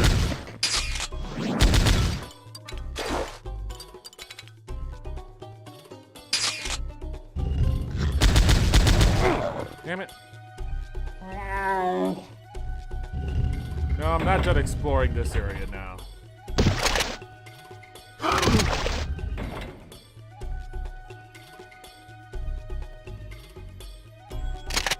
Holy shit, I'm gonna drown if I go down there. I don't have the ability to dive deep. Alright, so I guess that'll be an exploration for later.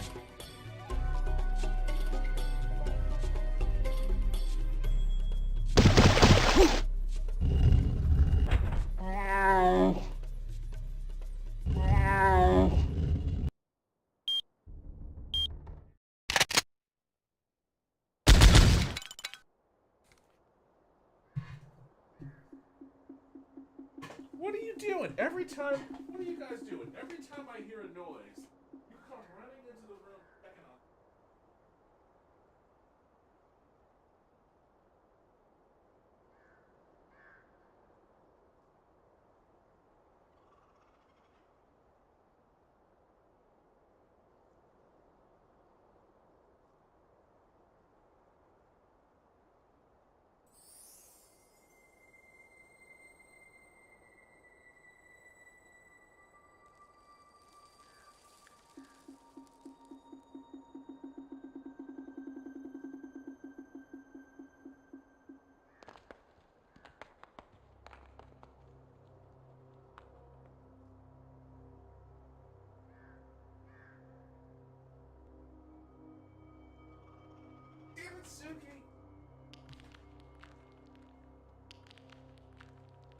You tricked me. You tricked me. You made me get up from my chair to see if something was the matter, just so you could run up and jump in my chair. That was your whole plan. That was your whole plan from the start, wasn't it? Ugh. Your whole plan from the start was to trick me. Get up so you could jump in my chair.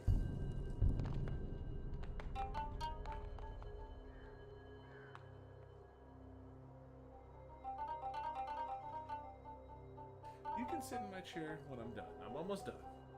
I'm almost done, okay? Then the chair is all yours.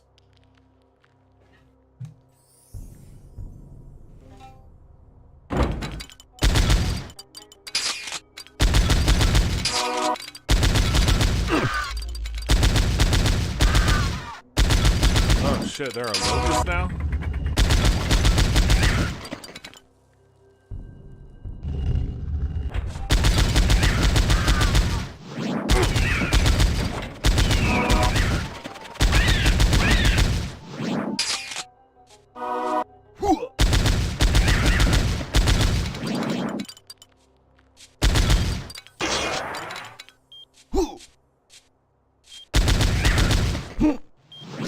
What is that beeping noise?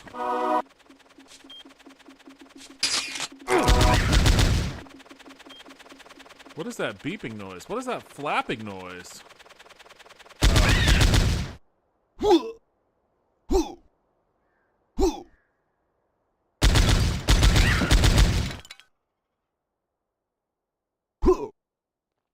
God damn, I almost made that? How did I almost make that? Damn, I did make it. Oh, I'm about to fall off.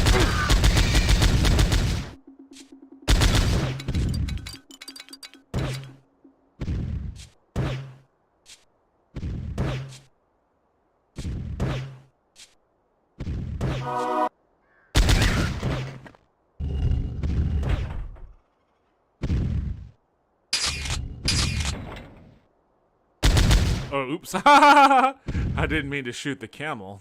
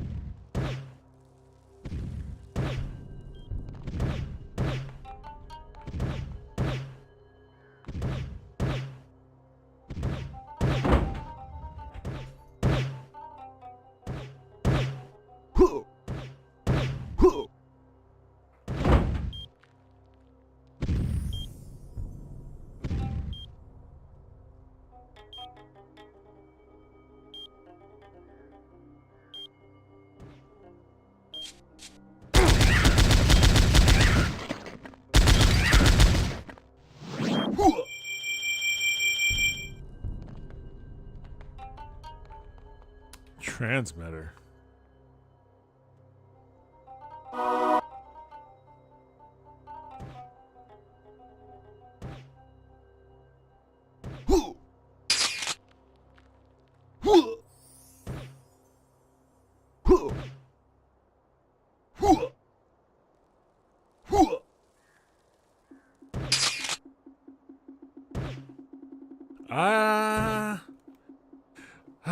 I haven't reached a checkpoint, and I don't know if I could make it if I try to jump up there.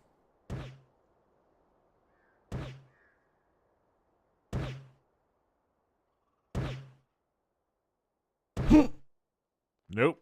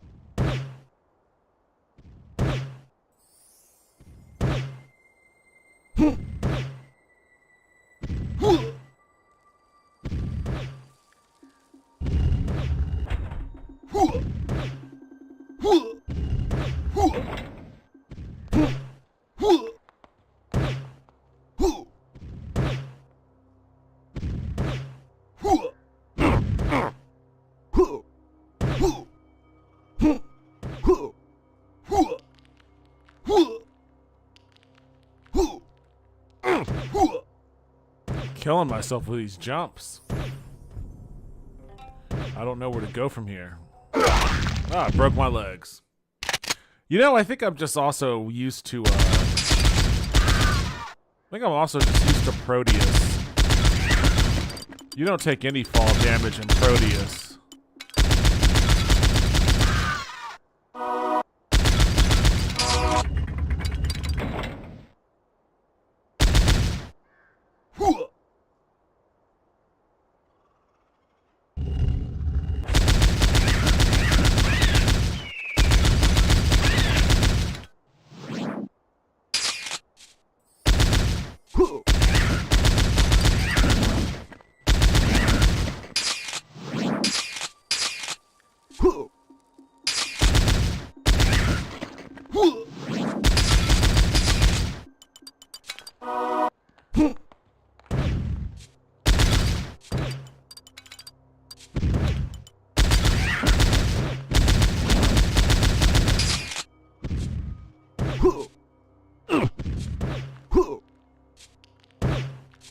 Why? It blew that hole open. I feel like there is something. Fuck.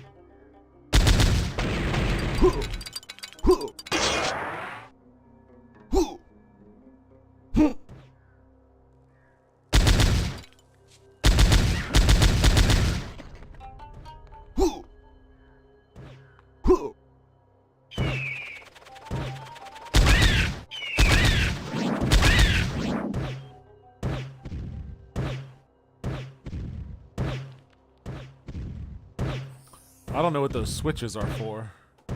I guess maybe one is for the door. Yeah, one opens that door. I don't know what this switch is for.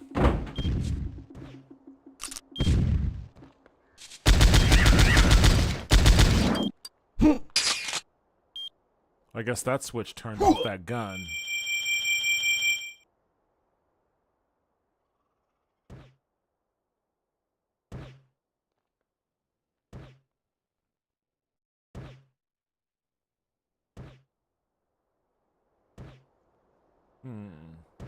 Definitely can't touch that, but it looks like there's a little indention over there.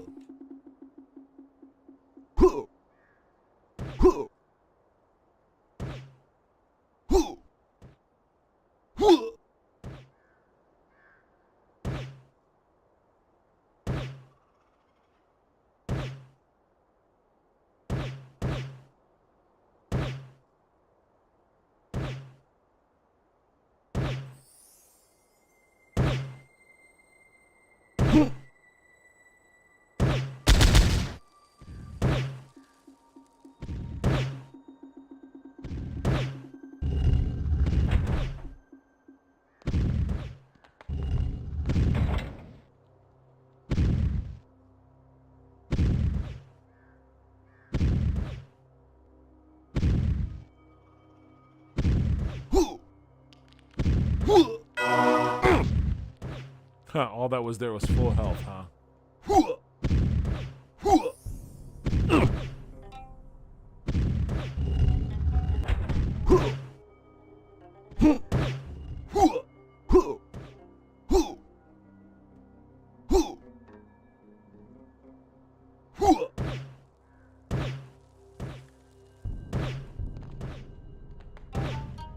That one's shooting again?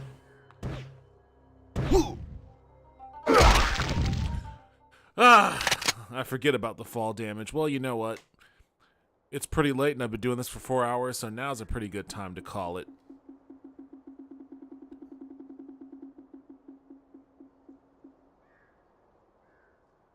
Will I be able to resume?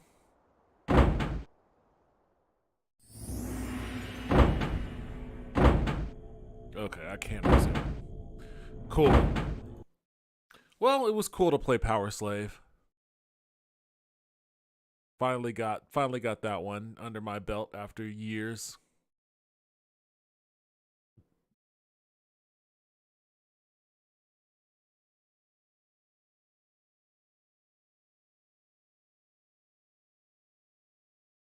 All right, let me get things. Oh man, that was a that was a long stream that covered a lot. Sorry to everybody whose chats I've missed. I gotta remember to keep YouTube open in Streamlabs and Twitch open on the other browser tab, because I can't rely on Streamlabs to give me everything. What a bummer. But I'm gonna take off. Probably. Hey. No. No. No. Why are you? No. Okay. All right. Well, you know what? That's it for me.